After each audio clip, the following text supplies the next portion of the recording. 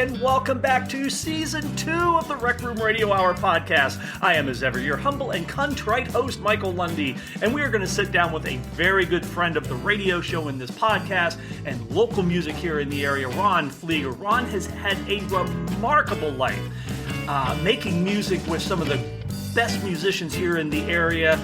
And he is out there playing not only solo shows, but with his band Whiskey Lips and a few other projects that he's got coming up. So I want you to sit back, relax, put your tray tables in the upright and locked position. Hang on to your wigs and keys, ladies and gentlemen, because we're going to talk with Ron Fleeger here on the Rec Room Radio Hour podcast. And we're going to kick off the events of the day with a song that Ron wrote for his cat. How can you not love that? This is I Would Turn on the Sun here on the Rec Room Radio Hour podcast.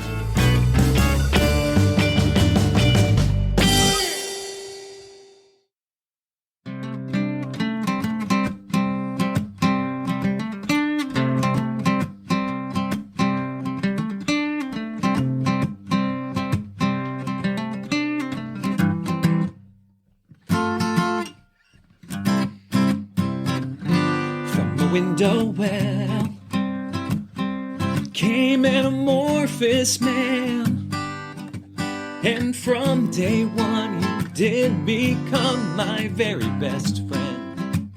So I'd like to thank you for all the love. I would give you the fishes and all the birds that fly up above.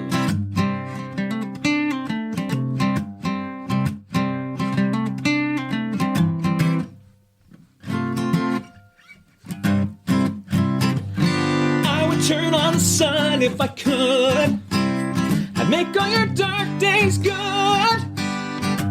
I'd ask it to shine all the time if only I could.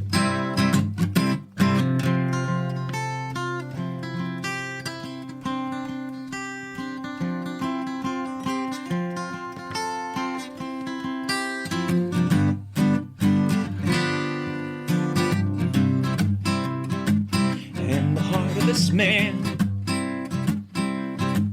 beats out his chest. I would give you everything, I'd give you the very best. I would turn on the sun if I could. I'd make all your dark days good.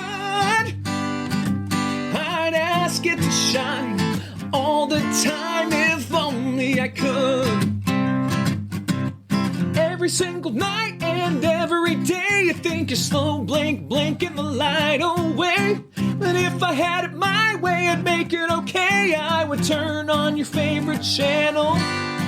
I'd teach you to play piano if only I could.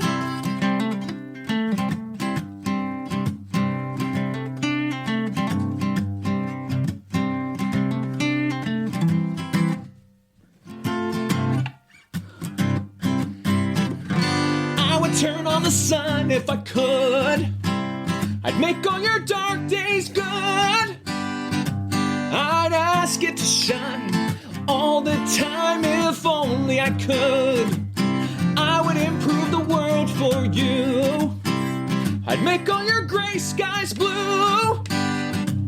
I'd ask it to shine all the time. I'd ask it to shine all the time if only I could.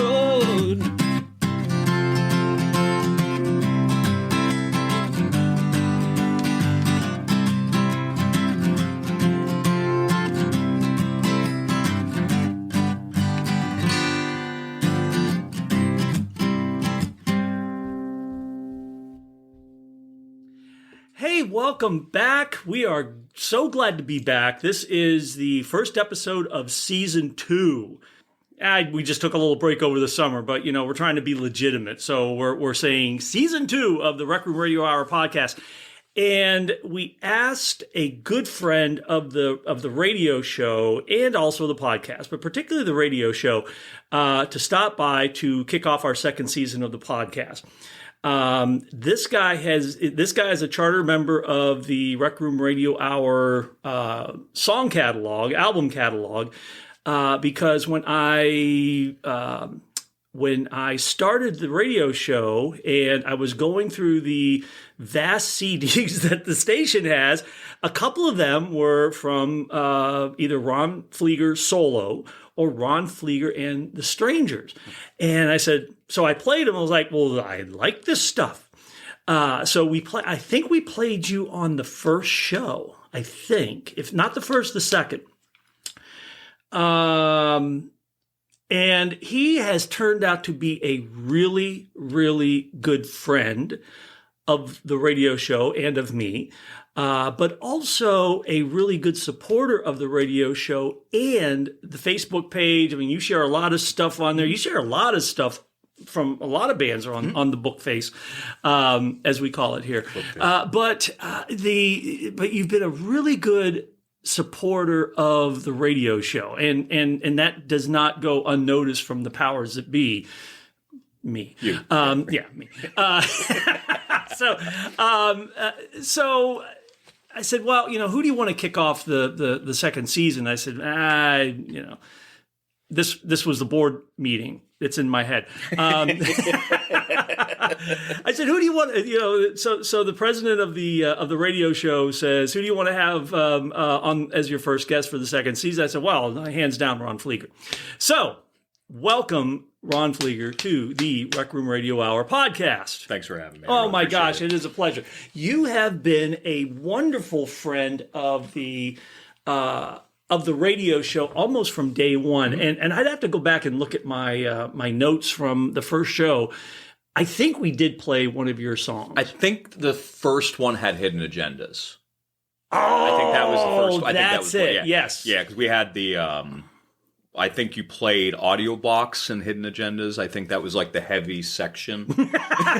You figured out the whole format of the show now. Yeah. Okay, all right. It's got a good flow to it, though. I mean, there's a lot of weeks where it's a little bit more, I'll say, country fried leaning, for lack of a better term. Just I don't want to say it's bluegrass leaning or country leaning, but it's more. But it's almost ad nauseum to say this, but we have such a vast repertoire of genres in this area. It's crazy. We have a Keystone Ska Exchange, who are based out, or used to be based out of Williamsport. Mm-hmm. We have two Celtic bands in the area. Mm-hmm. We have folk, we have singer-songwriter, we have the heavy stuff, we have the blues, of course. Yep. We have pop, pop music. Yeah. I am seeking out rap. Mm-hmm. I know we have rappers in the area. Absolutely. And R&B stuff. Yeah. And so, sometimes it's a little more country, and and it's always a good show. I mean, I try to listen to it. I'm on Tuesday nights at 6 p.m. That's right. Well, thank you. We're looking to hire another host, so maybe we'll have to talk about that offline. Do like a fill-in thing. Yeah, there you go. Yeah, the old Johnny Carson thing. And then, well, you know what happened? Yeah, he had Jay Leno come on and host, and then Jay took over. So he just never left. Yeah, that's the plan. Okay. Right. Yeah, we could do that. Right. Yeah, I'm done. Right. If we can just get Bette Midler to come up and sing to me on the last show, that would be good. If you remember, the last Carson show was just him. Yeah. And Bette Midler came out and sang. Yeah, jeez. I do remember that. The first song that you played was "I Would Turn on the Sun," mm-hmm. and that's a new song. Correct? Yeah. I wrote a couple weeks ago. A couple weeks ago. Yeah.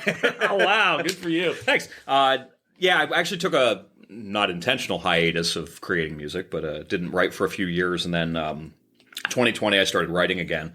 But I have a hard time finishing songs, so I have this vast catalog of songs that are half finished. Mm-hmm. So I sat down for a weekend and I wrote 2 songs, one that'll be playing a little bit later as well, just to say, hey, can I complete a song in a sitting?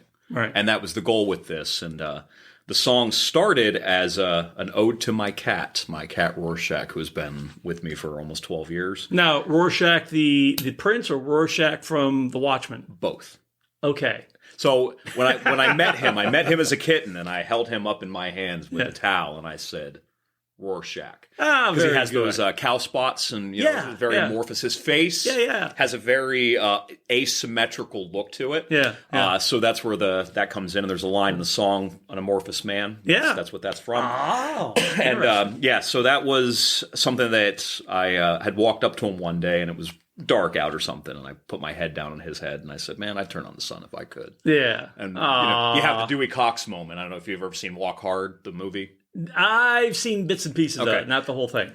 So there's every time in that movie, it's a parody of Walk the Line, of course. And Dewey Cox's character, every time he writes a song, he has this moment where it's like the light bulb goes off. He says a phrase. Yeah. And there's been moments in my life where that's happened. Only a couple, but like you say something and you go, "Oh man, that would make a really good song." And that was one of those cases where it was in the back of my head, and I was like, maybe someday I'll write a song about that. And, well, I like the fact you used the word amorphous. Mm-hmm. Yeah. The guys in our band, they said sometimes you need a thesaurus to get some of my lyrics. So I'm glad there's somebody else that has a little bit of a vocabulary. So expanded lexicon, if you will. There you go. Hey, see, lexicon. There you go. You're all right. I like it. Let's set the Wayback Machine to the beginning. Sure. So, where were you born? Where'd you grow up? Parents, brothers and sisters, and that. An only child. I was born in Williamsport. I lived there for 33 years. Moved to New York for 5 years. Took a complete hiatus from music. And, you had graduated from high school, and now that you went to New York. So let's back up. So, mom and dad, were they musical? Actually, both of them are very good singers. Mm-hmm. My father would never admit it, but my mom, actually, growing up, she would sit in the car and sing Celine Dion records, and that's the kind of range she has. Oh my gosh, really? Soprano, fantastic voice. So grew up with that, and then started music around the age of, I was in chorus and stuff from a very young age, but started doing, I guess, rock music, for lack of a better term, when I was 13. Okay. Middle school. So this is mid 90s, the grunge era is happening, the beginning of pop punk, and the first record I remember listening to that was like, "Oh, I can do that," was Green Day. And no kidding. When that got big, I was like, "Oh, wait, I can do that." Yeah. I couldn't do Van Halen. I couldn't do the classic rock. I didn't have the skills or the acumen. But 3 chords, I could learn that. Yeah. And that's what the starting route was, and started in punk bands. And by the time I was out of college, out of high school rather, I got into Tool, which is still my favorite band. Okay. Loved prog rock, prog metal. Started a band back then called Entity, which was prog rock with out the ability to play prog rock. Okay. So was that your first band? No. My first band actually was, I keep derailing. That's okay. That's what I'm here for. Yep. Middle school, I was in a band called Isolated Fate. Yeah. Very, very grunge, very dark and doomy. But we recorded our first original demo, which does exist out in the world. Actually, the drummer, his name's Cody Strauss, if he ever decides to listen to this. He's got the only copy left as far as I know. Oh, so this was before like putting it out on the interweb. Yep. So there's okay, all right. Yep, this is 96, I think, is when that was recorded. Oh, yeah. 4 songs. Back in the dark ages. Back in the dark ages. We actually used those ADAT tapes to record it on. Oh, so this is on tape, too? This is on tape, Yep. I've actually done a couple records on master tape, too. Oh, my gosh. On actual tape. Oh, wow. But yeah, so that was the first thing that I did as far as music. I was a bass player, actually, at that time. Oh, wow. Only for a couple of years. And I still pick that up from time to time, but never in a band. So that band ceased about maybe 3 or 4 years after that. Mm-hmm. Started a band that we started recording in called the Bad Light Project. And that was the first band that I actually recorded a number of original songs. Mm-hmm. Actually, the bass player from the Hidden Agendas was the bass player from Bad Light Project. Okay. Well, Matt Starzychny. Okay, so Hidden Agendas is coming up. Yeah, but we'll come back to that. Okay. So started that band. We were in that through high school, and then my first year of college, we disbanded, and that's when I started Entity. Mm-hmm. Played through that until about 2005. 05, 06, I think, is when that band stopped. And that's where when I started doing more acoustic stuff and more what I guess I do now. Yeah, okay. So I've been sort of doing this now for almost 20 years in this sort of configuration. Okay. And that included The Stranger. That was a big component of that. Okay. So you were playing bass in these early bands? In the early band, yep. Up until Hidden Agenda? The Bad Light Project. Bad Light Project. Yep. And then you switched over I switched to over to lead? guitar. I still don't really play lead, but I try to. So actually what happened, and this is a fun story, I played bass for 3 or 4 years. My father walks into my room one day, and he goes, get in the car. I'm like, what'd I do? And he goes, I'm tired of hearing you pluck at a bass. I'm going to go get you a guitar. I'm like, wow. Oh, okay. Okay, so you went. So I'm going to start keeping track of the cool parents. Yeah. Your dad's right up there with the cool parents. Yeah, super supporter, always has been. Actually, and if I'm being completely honest, he financed everything I did for the first 5-6 years. So what did Dad? So you said your dad he was sing. He would sing. He would sing. What did he do? What did he do for a living? Actually, my father and I grew up running a sawmill. I started working there when I was 12, much younger than most people work because it's family business. Sure. So yeah, lumber mill by trade. He was a sawyer and business owner. Yeah. So did that for years. And wow. Yeah. And he's retired now? Or? Yeah, he retired a couple years back. Yep. Good. Yep. Wow. Okay, so he's a working man. Yeah, absolutely. Okay. Blue collar. Yeah. Okay. Super blue All collar. right. So Dad, working man, sawmill. Yep. Says, okay, I'm sick of listening to you pluck the bit. Yes. Really? Yeah. Wow. Yeah. I'm not going to say what that implies, but so he put you in the car and takes you to where? K&S Music in South Williamsport. Actually, at that time it was on Penn Street in Williamsport before it moved over locations. Okay. So nice plug for those guys. Good old Troy Borkheiser. Good old Troy, Yeah, absolutely. Yeah. And I bought the guitar from Troy. Yeah. Absolutely. So what was this guitar? It was a Fender acoustic electric CE something. Oh, so it was a regular acoustic guitar. Yeah, acoustic. Okay, Yep, acoustic got it. electric. Yep, and that was my first actual guitar. Okay. What kind of bass did you play? I actually played an Ibanez. It was an Ibanez. I don't know how to pronounce it. It's CIMAR, Simar. Yeah. Okay. All right. Low end, combo pack, and that's what I started on. Sure. Also got a Fender acoustic electric bass back then, and I don't remember what the model was called, but No kidding. yeah, I got really into the unplugs, all those '90s unplugged records, and Alice in Chains Unplugged, and the Live Unplugged, Right. Pearl Jam, all that stuff, and I really wanted to do that. I didn't know Fender made an acoustic electric bass. At least back then. Yeah, no, I know. That's what I'm saying. I didn't know they ever made one. I wish I still had it. Oh, no kidding. I had gotten rid of it sometime during my college years. And, right, paying for stuff I shouldn't have been. Okay, so Dad gets you in the car, takes you to K&S. Troy sells Dad the Fender acoustic electric. Yep. Boom. Okay, so we're walking out of K&S. You got your guitar. Right. And Dad says, never play the bass again. He did, yeah. He was like, and the stipulation here was really, all he said was, you have to learn Boston's Peace of Mind. That was the only stipulation. Okay, so he just went up another level and cooled down. Yeah. Okay. So I, learned that song pretty quickly, and still can't sing it because that dude has God, yeah. Brad range. Delp was, insane range. And but yeah, so that was the first foray into writing then, just starting to sit down with an acoustic guitar. And I learned to write before I learned to play, if that makes sense. No, it does. A lot of songwriters, folk songwriters and that, learned to write, or they wrote before they could actually master their instrument. The other reason is because, even though the songs could be relatively simple, it was easier for them to write their own songs than to learn other people's songs. Just a really quick trip back to the bass. What kind of amp did you have? It was part of the combo unit, so it was an Ibanez. Okay. Yep. All right. So we got the guitar, and Dad wants you to do the Boston thing. So your dad must be about my age, because that's like my wheelhouse era. So okay. Yep. And I grew up listening to his records and his 8-tracks, literally his records. Oh, and dude, 8-tracks. yeah. One of my first musical memories, being a young kid, 3, 4 years old, maybe even younger, and he used to still bowls, but he was a bowler back then too, and get home from Friday Night Bowling League, and we'd listen to Moody Blues, Days of Futures Past on vinyl.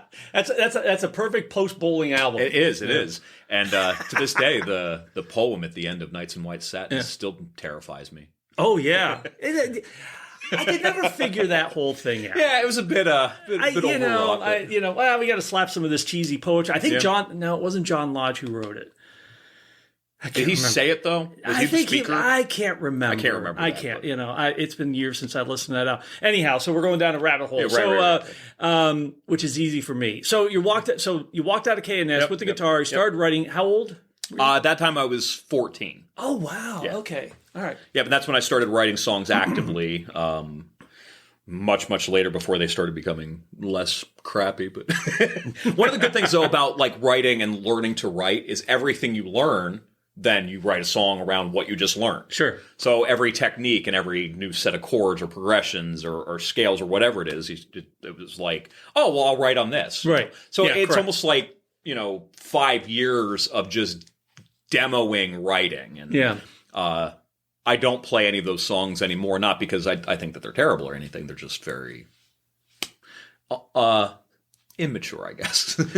Well, I mean...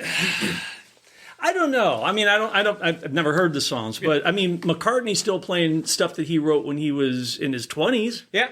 I mean, and that's true. And I've had a couple of friends that have reached out that I, went to high school with and stuff that are like, oh, you should play song A, B, C. And, And so it's something that maybe I'll entertain at some point. Oh, you should. Honestly, I mean, just to hear it. Yeah. Okay, so 13, 14, started writing, and then go ahead. Started the Bad Light Project. With my couple friends, John Campanelli on drums, Matt Zarzichny on bass. Mm-hmm. And we started doing more recordings, which actually started with, I did an acoustic demo, which was supposed to just be a demo, but I ended up actually doing a cassette print of it. And it was still under the Bad Light Project banner, but it was just me on acoustic and vocals. The record was called Perpetual Care. There's 100 copies of that on cassettes floating around in the world. Wow.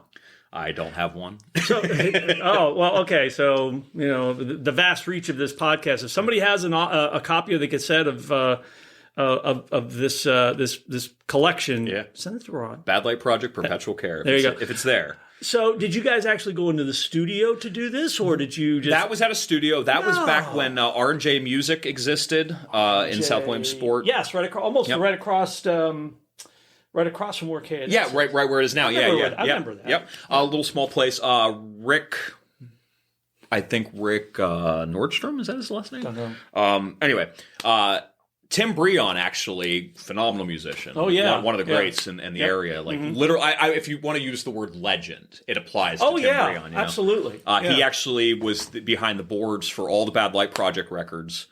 So you're how old going into the studio then? I was 15. No. Yeah, 15. So that was the first time I did a studio recording. And again, with Tim Breon. Yeah.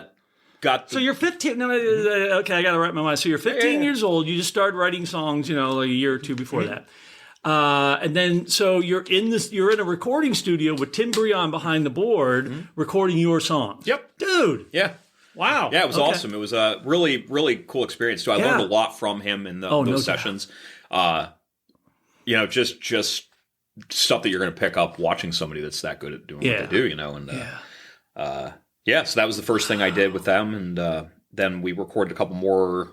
I think we did one more demo with Tim, actually, and I stand corrected. We actually recorded a full length at Green Valley in Hughesville. Wow. With Richard Rupert. Yeah. And funny story too. I'm going to give a side note since we're on the trajectory here. So, we first day at Green Valley Studio recording with Bad Light Project, and being produced by Johnny J. Blair.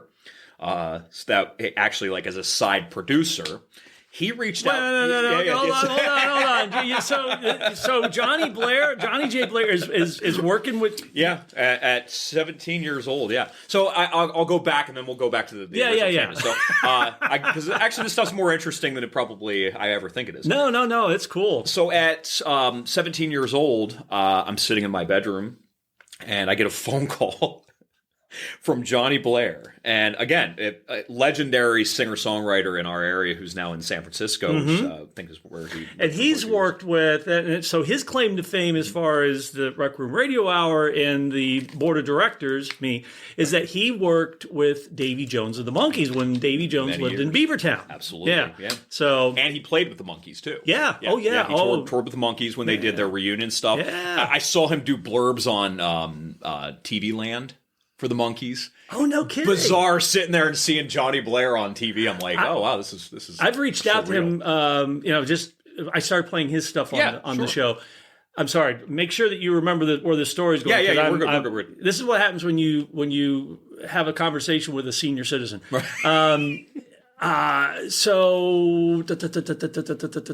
where was I? So I've reached out to him I want to get him on to interview him. Yeah. Not only because he was entrenched in this area in music, but also just his work with Davy Jones and the Monkees and all that. That's pretty cool. And I'd like to get Tim Bree on him too. So.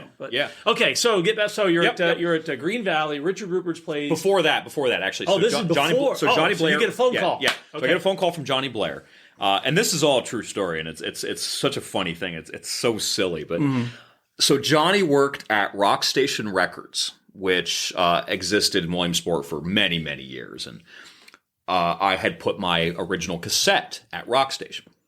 And this is a record label. Nope, independent. Absolutely independent. Yep. So this was the cassette. And this, from how Johnny tells it, a fangirl came into the store asking for the Ron Fleeger record. No. And he was like, I think I remember that name. He also worked with R&J Music at the time. So he remembered it from the call sheet. So he actually found my info and called me and said, hey, if you're ever looking for somebody to do production work, to do producing, I'm your guy. And I actually started a relationship with him for years as far as musical. God. And it was such a bizarre moment. Yeah, no kidding. And actually. So this would be when? 1998. 98. Yeah, 98. So get this phone call. Yeah. And we set up the recording sessions with Richard Rupert in Green Valley. So back to the original tangent. I walk in, and I didn't know that Richard's wife was Allison, who was in a band, Allison Wonder Band. Oh, yeah. My very first concert. No kidding. Yeah, my very first concert when I was, I think, 7 years old was Allison Wonder Band at a reception. And she walks in, and I probably turned into like a little fangirl. Yeah. I'm like, oh, it's Allison, because... Well, I mean, you have to tread very lightly nowadays. Which she makes an impression, especially on beautiful woman. Absolutely. Oh my gosh, And I was in awe of her at a young age because of just phenomenal group, and didn't realize that that's who this group of people was. Well, she does. Back before I joined the radio station, there is a bunch of underwriting PSAs that Allison recorded. So there's a couple that we can still use because they're still underwriters. And so, Allison pops up on our station quite a bit. Allison Wonderband. They were like the 180, the flip side back in the day. Yeah, back late 80s, probably before. But this is that would have been in the late 80s that happened. Yeah. So cool. It's such a cool thing to tie it all in. Small world in a small town. It is a small world in a small town. Yeah. So we recorded the record, and this is where it gets kind of interesting. Finished the record. Mastered, mixed. The band broke up before we released it. So I have this fantastic recording that never ever really got out in the world. I put 5 copies out. I literally did 5 CDRs, and that was it. Are they your songs? They are. Yep. I'll just give you some advice on the record. Just put them out as Ron Fleeger and the Bad Light Project, man. Johnny still has some. Yeah. So Johnny puts some in some of his compilations he does. So that's the only through line to those recordings. Oh, wow. Because he produced them, and so he absolutely uses those. And I'm happy that they're still out there. Yeah. Oh, man. Oh, so this is kind of like I walked into this call. I mean, I know you. I've known you from the radio show. I've seen you guys play. But this is the fun thing is get to learn about. So you were doing this stuff. As a teenager, a young teenager. Yep. See, you've lived the life that I wanted to live. I wanted to be doing this since I was 13. Now I'm 60 and I'm getting to do it, but you know, it's all cool. So I didn't know that. I didn't know you had started that young. Yep. And Wow. I was really lucky to be surrounded by all these great people too. And at the time, I knew it was awesome to be around Tim and Johnny, but I didn't really get the gravity of that and how lucky I was at the time to really have these, I don't want to call them mentors, but for lack of a better term, mentors, to be able to, just stand in the shadow of that and to really learn from those guys. I'm trying to frame a question here. So your wheelhouse as a kid was pretty much influenced by your mom and dad, and then you went into kind of like grunge thing. Yep. What did you take away from working with guys? I'll call them professionals, Sure. and I think you can use legends for Johnny and Tim. And what do you take away from that? One of the main things was really just listening. Listening was a big part. And up until that point, when you're young, you have this big ego. Yeah. And it didn't You mean listening to advice? Just listening to everything. Everything. Okay. Listening, to people that are smarter than you, right, more successful than you, have more musical acumen. When it comes to all of it, production, music, and then musical taste too. Because as a young person, you become pretty biased to what you're into. Yeah.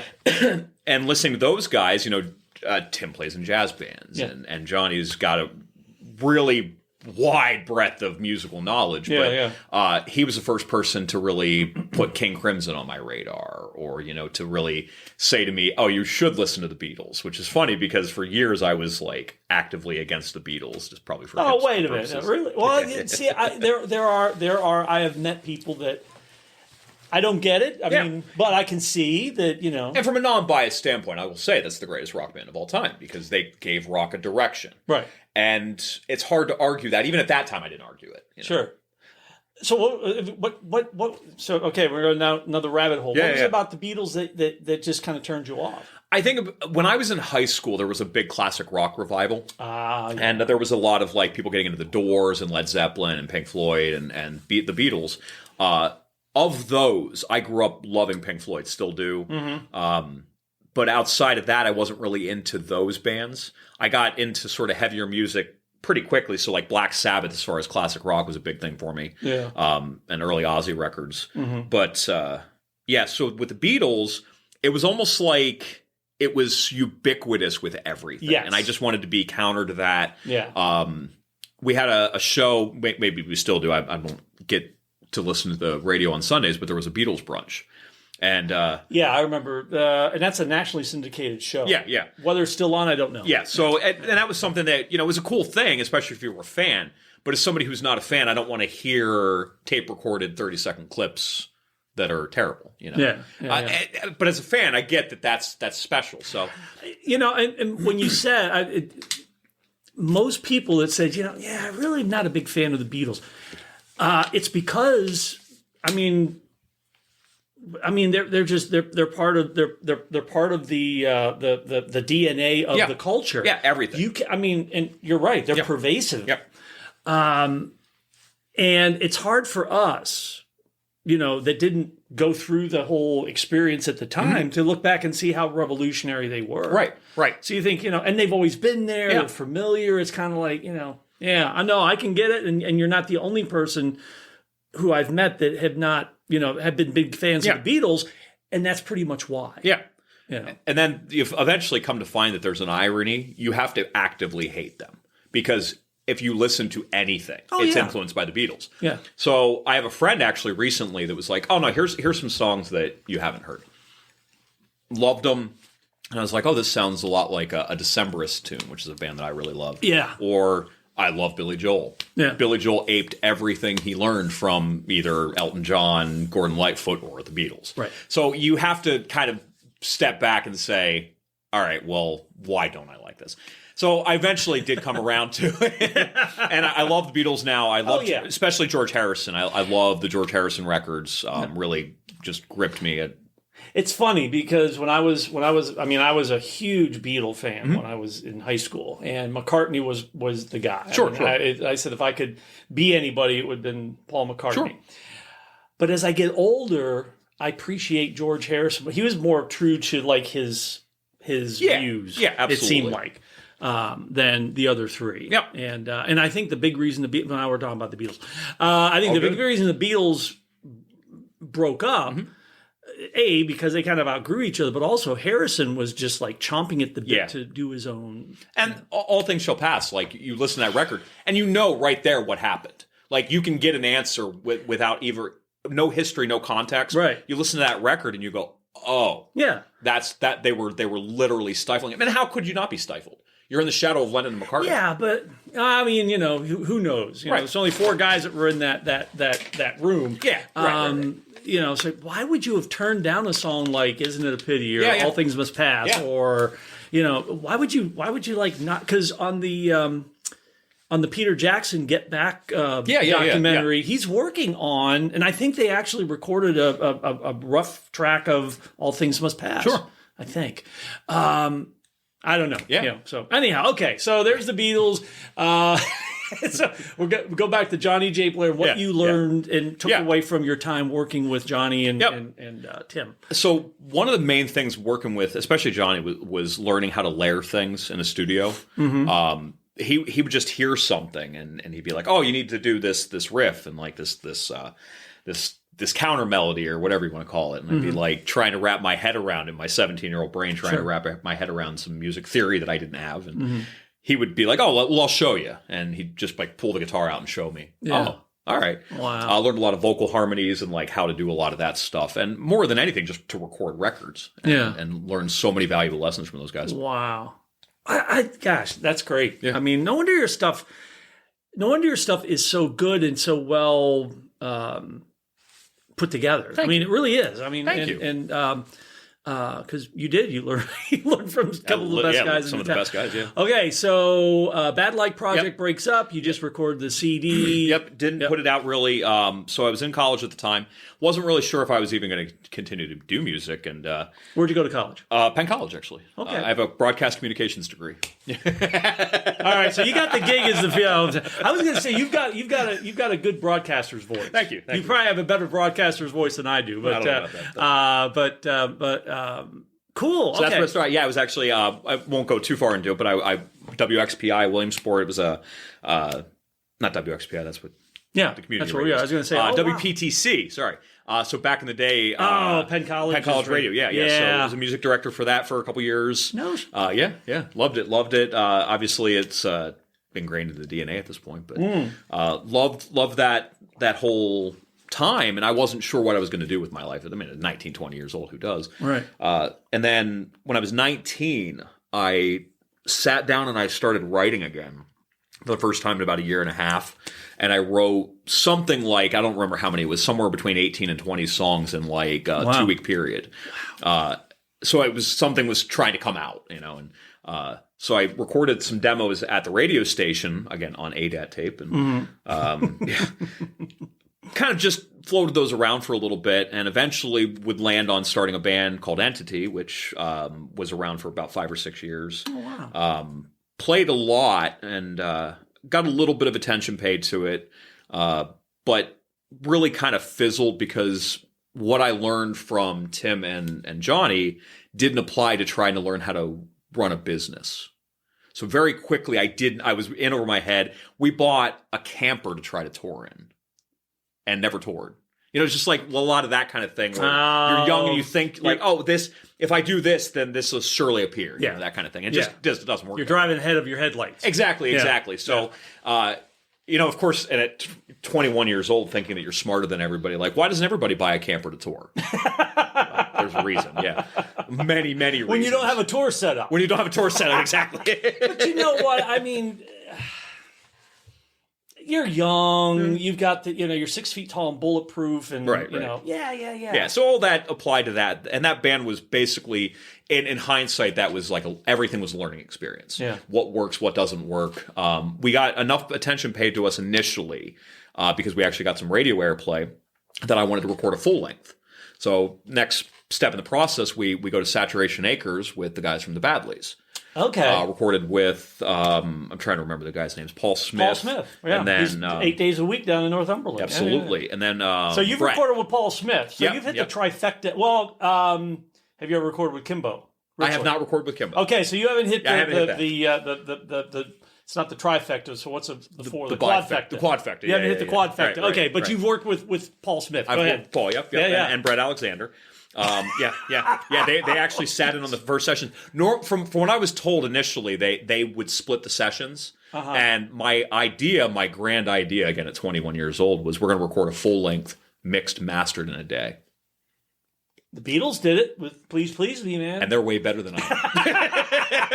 Yeah, but you're talking like a prog. Are you talking like that was the prog band? Yeah, that was the prog band. And at the time, before we came in, I was talking about playing an acoustic in a metal band. That's what I was doing.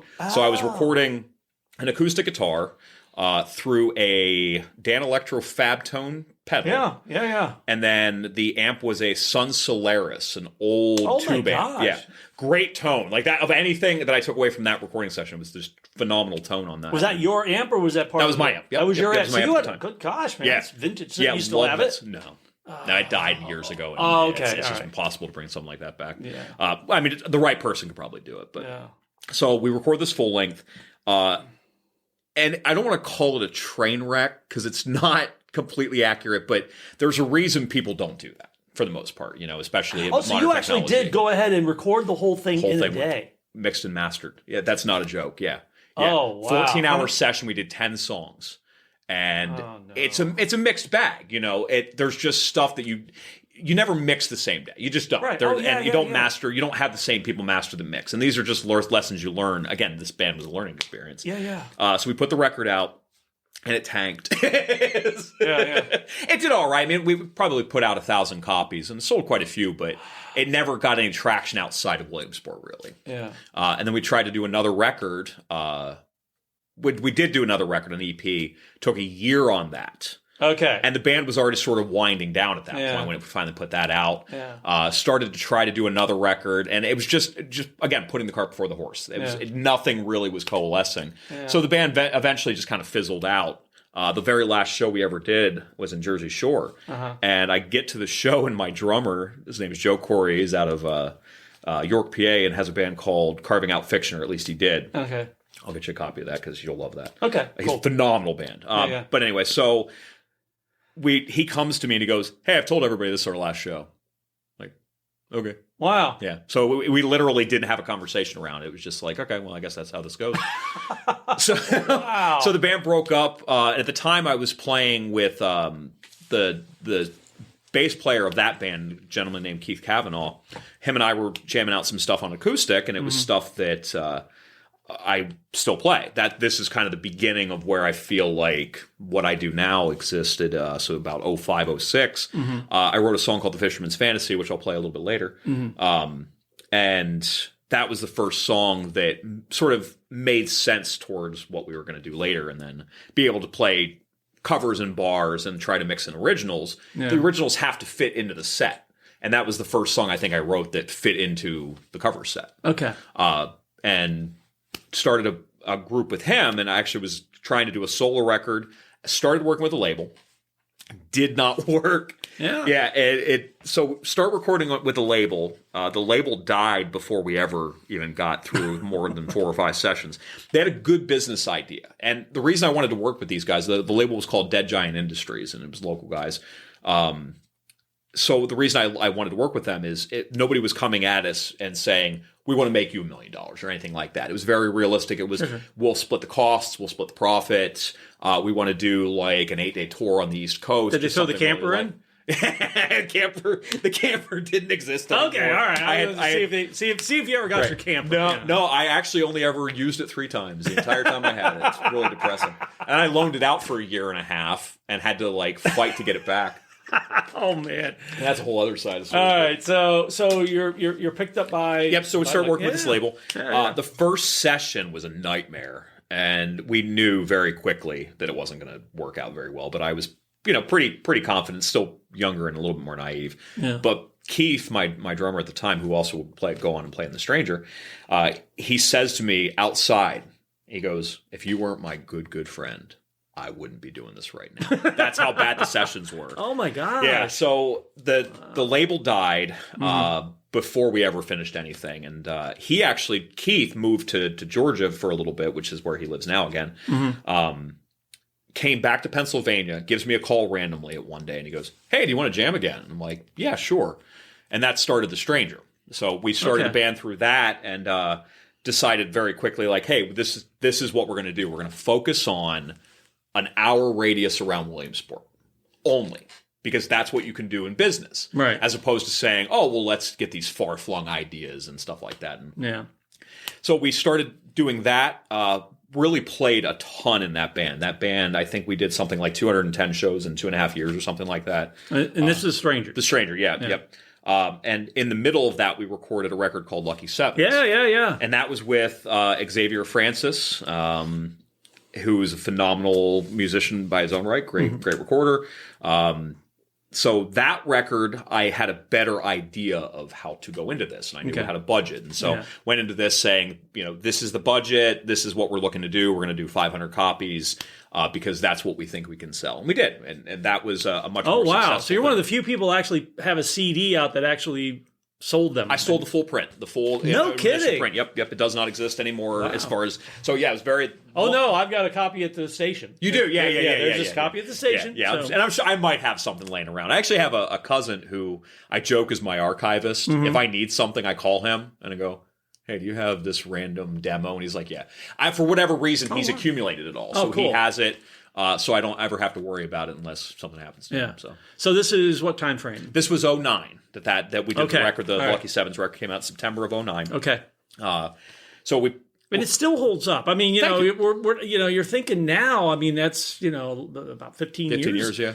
It still holds up really well as an album and the song. So, I was always really proud of that record because it. I was going through a divorce at the time, and that's what the whole record is about. Is basically just what I was going through, and it's a very clear snapshot of what I was experiencing. There's a tune on there called "In My Wake," which was back to that Dewey Cox moment.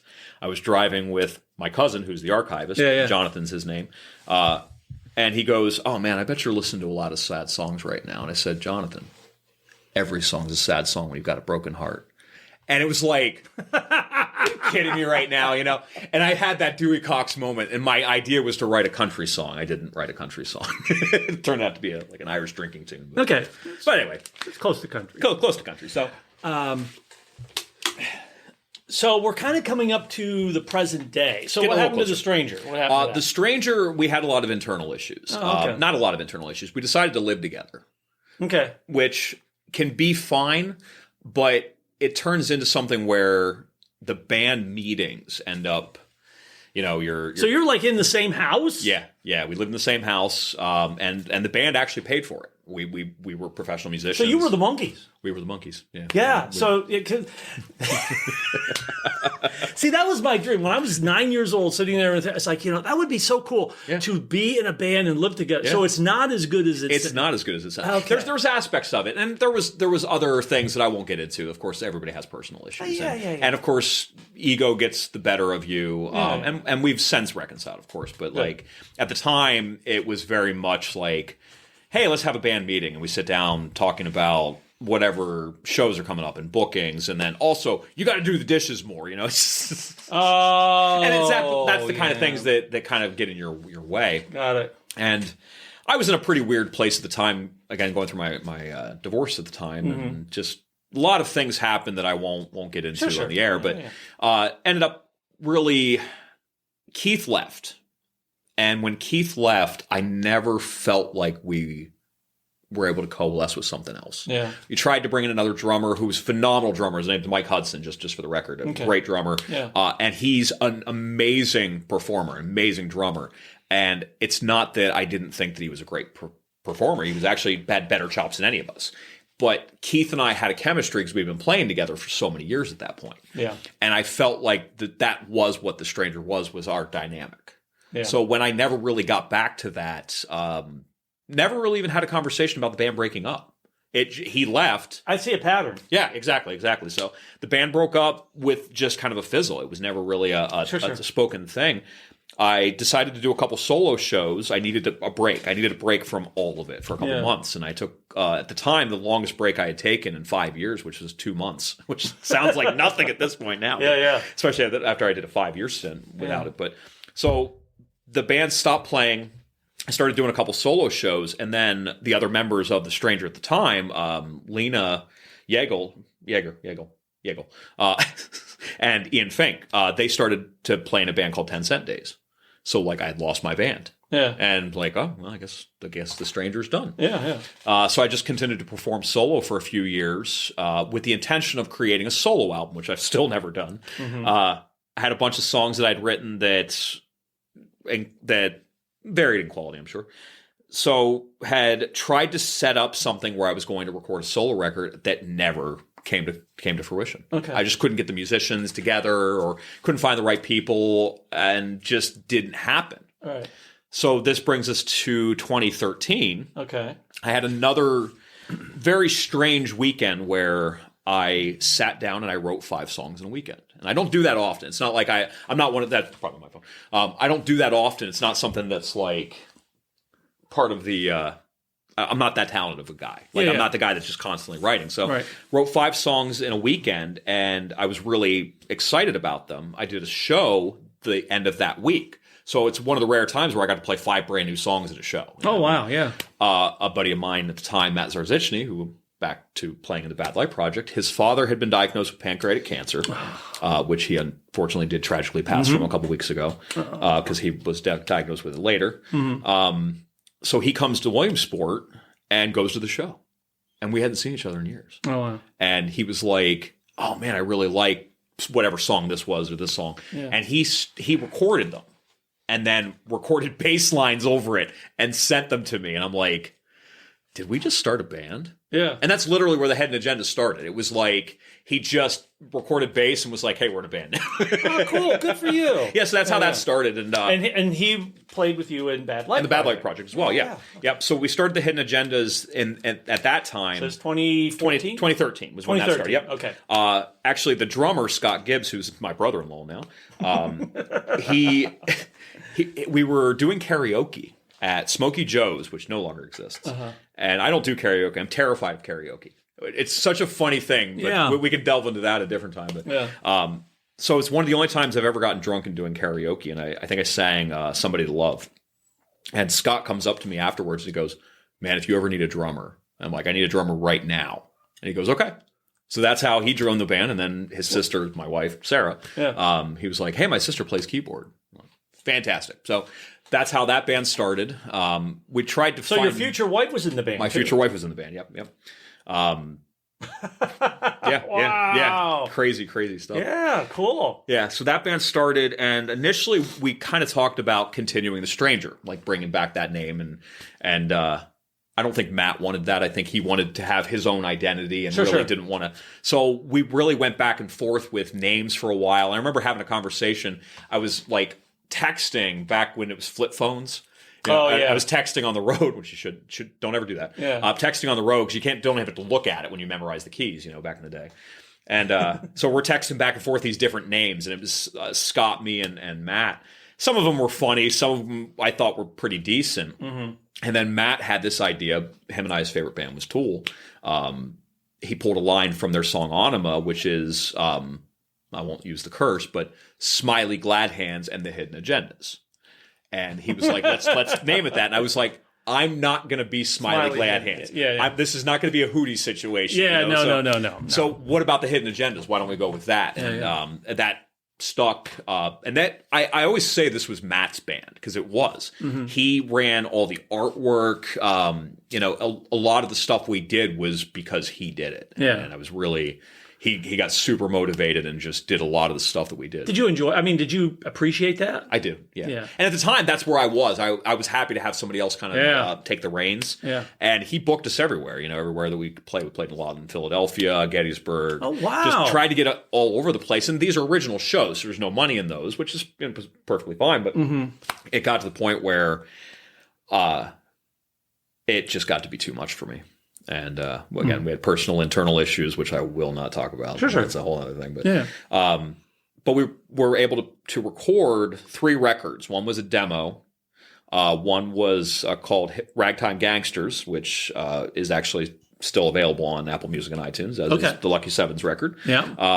And then we put out a record. We recorded a record in Kentucky. We went to Lexington for I think 4 or 5 days, and recorded Leviathans of Love, which is something that you've played on the show a couple times, and recorded that record, got it mixed and mastered. And then the band broke up before the record came out. I see a pattern. Yeah. So there's a pattern of campers. There's a pattern of, the band breaks up kind of amorphous. And then the band breaks up right when you're, okay. Yeah. It's not a great pattern. And when you put it all into a line, I don't really think about it until we started talking about it. But that does seem to be, am I the problem? Is this? No, it's here's the thing, and you touched on something. This segment's going really long.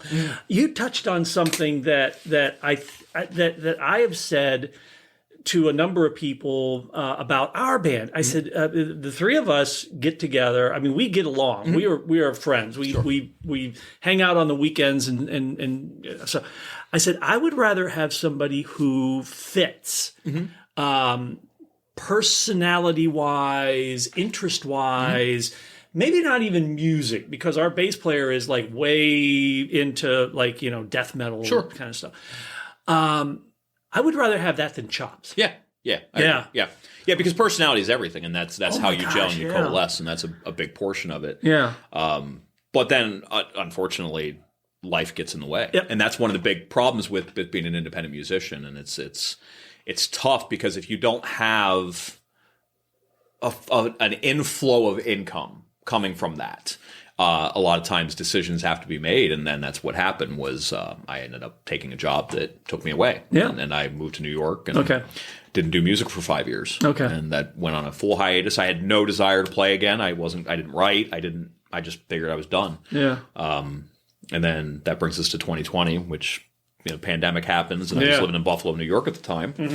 And at the time I was working 60, 70 hours a week, didn't really get out much, and again, wasn't playing music. And all of a sudden, everything shuts down and I have time. And first day, I wrote a song. Good. It was like, I guess this is what I'm going to do now. And, decided to move back to the area, of course. And then when I got back here in 2021, I had played a show with a gentleman named Damon Shaheen, and back in 2014. We just, off the cuff, it was a fun thing we did. We ended up sitting next to each other at a wedding. And we start talking a little bit, and he's like, hey, do you want to play again? And I was like, yeah, I want to play again. So we started the Whiskey Lips, which is the duo that I currently play in as well. And that brings us to the present, because that's what we do to this day. And love playing with Damon. He seems like he's a bit of a character. He's definitely a character. Okay, all right. But he's also got nothing but experience, man. And there's so many times where I have to struggle to catch up, And he doesn't know that usually, but I play every day, and I rehearse every day, and I practice all the time, and he doesn't. So I get to the gig, and he's like, oh, hey, I decided we're going to do All I Need Is a Miracle today. I just worked on it at lunch. All right, here we go. Why do you hate people like that? They're so good. They just effortless. But he's such an amazing harmonist, and that's in his head. And so we'll be playing, and he'll just pull a harmony out of nowhere. So that's something that I've tried to learn to do from him, is to try to just be able to sit back and listen to people. And another thing about getting older and doing music now, it's man, I just love it. I always loved it, but I love it. And hold that thought. Yeah. Because I want to hear you've got another new song that you're going to play. Yep. This one's called Happy Transmission. Right? Happy Transmission, yes. Okay, so is it Happy Transmission like happy communication, or Happy Transmission like you've got your 4-speed, Dynaflow going, and it's perfectly set up? So it's communication. I thought so. Right. And I won't get into the whole breadth of the story, but when I was in Elmira, New York, I lived there briefly for a couple years, and I had read a news article, and it was listed Happy Transmission, and for whatever reason I clicked on it. Yeah. And this couple outside of Philadelphia, they were in their 80s. They claimed that a corporation that had a factory down the street was making noises underneath their house, and he called them tremors. Nobody listened to them. Yeah. And all of a sudden, one day, they put a sign outside in their house that said, Happy Transmission. They were dead. The postman found them. nobody knows what happened. They put a sign. The couple put a sign. Put a sign outside of their house, handwritten, "Happy transmission." So that was in the back of my head for years. Yeah. And I told you about the weekend that I wrote I Would Turn on the Sun. Same thing. That's what was written that weekend. And I started just plucking away a little bit, and that came back to my brain. And I was like, oh, happy transmission. So I had saved the article. So I had to go back through this archive and reread the article to make sure that I was really, I don't know, it felt like I was doing a tribute to them. Yeah. So that's what this song's about. Yeah. Wow. Okay. So I thought, when you said I'm going to play a song, well, you played it on the book face on Facebook. Yep. And I thought, when I first saw the thing, I was like, he's writing about cars. Cool. So I'm in love with my car. That's right. Do we have to pay for that word? No, just that little snippet. That's I forget what they call that. Free use or something like that? Yeah, free use. Yeah, it's a little snippet. Yeah. So we're going to hear Ron Fleeger. Happy transmission here on the Rec Room Radio Hour podcast. The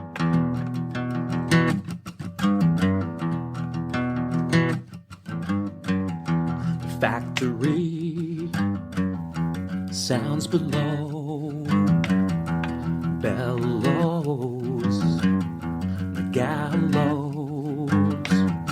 I tried to warn them, but they couldn't hear it. I put a curse outside my house. Happy transmission. Your night tremors kept me awake. Call the postman. He found our letter. Your night tremors kept me awake. They kept me awake again. Me and Rose and our crusade. Now they'll be made to print our names. And as I battled against this industrial madness, I hand carved a sign for you.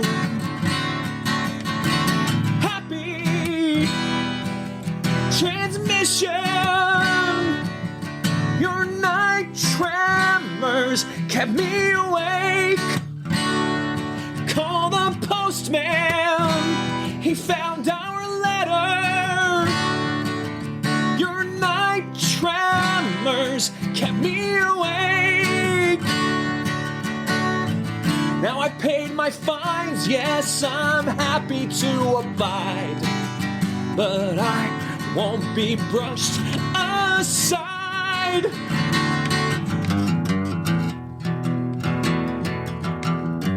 Now the shots are fired and I'm running out of breath. I'll make my loudest statement yet. Oh, happy transmission. Tremors kept me awake. Call the postman. He found our letter. Your night tremors kept me awake.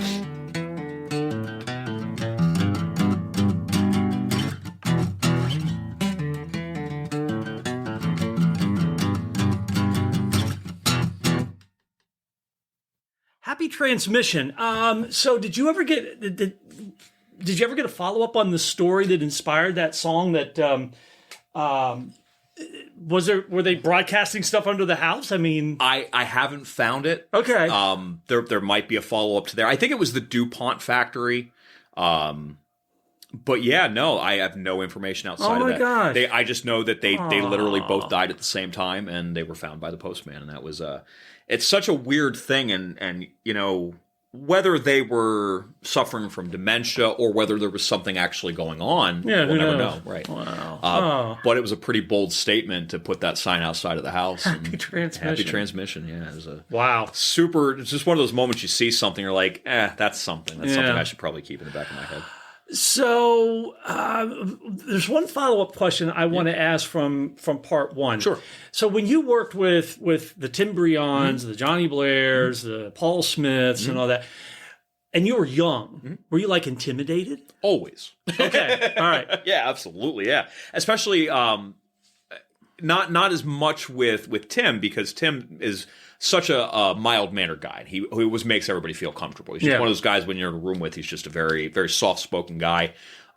Johnny had such a background in knowing that he'd worked with Davy Jones and was working with Davy Jones. It was such an intimidating thing to be in that kind of space. And like, I'm not Davy Jones, you know? So like that's so I feel like he's slumming it with me, you know. Yeah.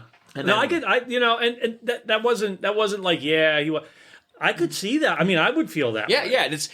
It's somebody. It'd be one thing if he's working with somebody that you don't actively know who they are or something. But Davey was such a presence in pop culture, and the fact that he was in our backyard was also very bizarre. Yeah. I talked to him on the phone once too. Did you really? Yeah, Lucky you. Yeah. It was briefly. It wasn't even like a thing. He called the record store that Rock Station Records. And, yeah. Yeah. He's the only one of the four I never met. Okay. Because he passed away when I was still in the military. But the only one I didn't get to meet, and he lived right in in our backyard. Yeah, so. yeah. Got to meet his daughters, but I never met him. I mean, I don't know if you're familiar with Jimmy McCullough. He played lead guitar with Paul McCartney's band back in the 70s. Sure. He started when he was like 12 or 13 working with Pete Townsend on Thunderclap and Newman. Wow. You know, that song, Something in the Air? Yeah. That's Jimmy McCullough, and I think he's like 14 years old. Wow. And Townsend, so there's this 14-year-old kid working with Pete Townsend and Speedy Keen, who's on the record as well. I was like, wow. So, but you were young working with these guys. Yeah, you know? yeah. And then Paul Smith, that's pretty. Yeah. Yeah. The Badleys, so Paul Smith and Brett Alexander. And actually, I'm trying to remember the Badleys singer. But he did the artwork for one of the Entity records too. Oh my god! So like I had this thing that I grew up on because the Badleys were such a presence in Central PA. Mm-hmm. They were actually on MTV. Yeah. And it was such a weird thing to be in that presence. And that was something where I was a fan of the band and kind of came in and I was like, wow, we're working with guys from the Badleys. Yeah. And it was, very, very intimidating at first. And then because we were doing a 14-hour session, it quickly devolved into not intimidation, but more like panic and anxiety. Yeah. Like, we got to get this done, And I'm actually surprised that from what I've met Paul Smith in passing, I think like once or twice. Mm-hmm. But I'm surprised he actually bought off on you guys doing that. Yeah. Yeah. I think they liked the challenge. Okay. And initially, when we brought them the idea, I think they were like, okay, so that's why they both split the session. That's why Brett and Paul decided to work together at the same time, because normally they would just do one or the other. Yeah. It was insane. And it was that's crazy. It was a cool experience, and I remember the recording sessions one of the few times.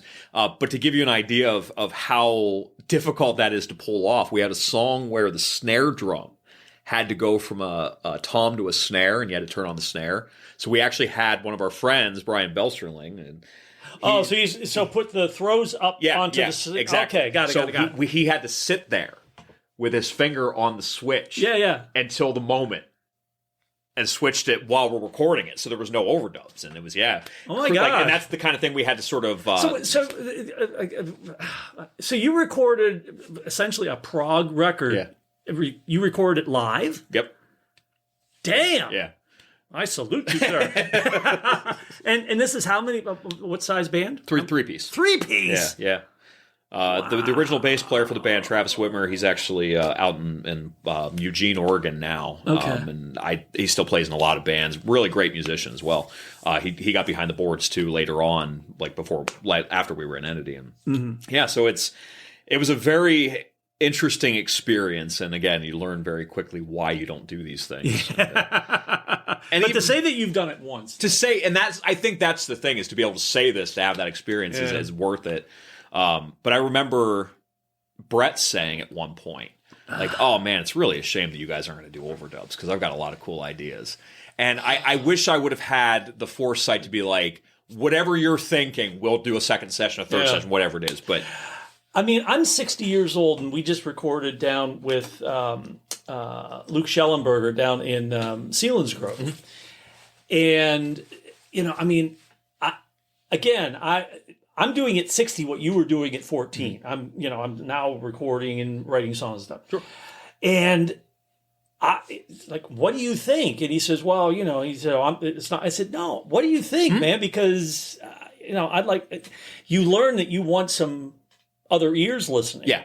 Yeah. And that becomes increasingly important. Yeah. And to the point where it stops being about ego, finally. Oh, yeah. As I've gotten older, I don't always have good ideas. In fact, rarely do I have good ideas. Yeah, same, yeah. I think I have a lot of good ideas. And that's where other people come in to be like, that's not a good idea. Yeah. And that's the truth. And a lot of times, like, even now, I'll be writing a song, and my wife, who helps out a lot with that stuff too, and we play together too, Sarah's her name. Yeah. We'll be sitting there, and she'll be like, hey, can I make a suggestion? So when you're writing, do you ever collaborate with? I have collaborated. My favorite thing to do, though, is by myself late at night. Okay. In a space, because then I can just kind of suss out ideas and get starts. But it's always good even then to bounce stuff off of people afterwards. Mm-hmm. But yeah, I've absolutely collaborated. A lot of the stuff with the Hidden Agendas, we actually sat and wrote in a room together. Okay. Some stuff I wrote by myself and brought it back, but a lot of collaboration there. Even the Lucky Sevens record with The Stranger, I wrote the songs, but they were fleshed out by the band. Yes. Which was a cool thing to do. At that time, it was very much like, here's a simplified approach. Coming from a prog rock background, here's a simplified approach. Here's a verse and a chorus. Yeah. Go. And that's it. Like, what do you do from there? Right. And that's part of where that record kind of took life, was to sit down with these guys and be like, oh, what do we do here? We have a song on there called Fool's Dream, which has a very, like, Video Killed the Radio Star middle. Yeah. And that was Keith's idea, to do this middle bridge. And he's like, oh, let's bring Lena in. We'll have her do some ethereal vocals. And then we started saying, well, why don't we do a 3-part harmony? And you're like, that's the kind of stuff that I'm not going to get by myself, because I don't think like that. Yeah, same. Yeah. So having those collaborations and having those people to bounce ideas off, it's always a great thing. Yeah, and you're not abdicating your decision process, because it's still your project. Yeah. But it's like, because you're, especially Luke, who's, been recording in that for years. Mm-hmm.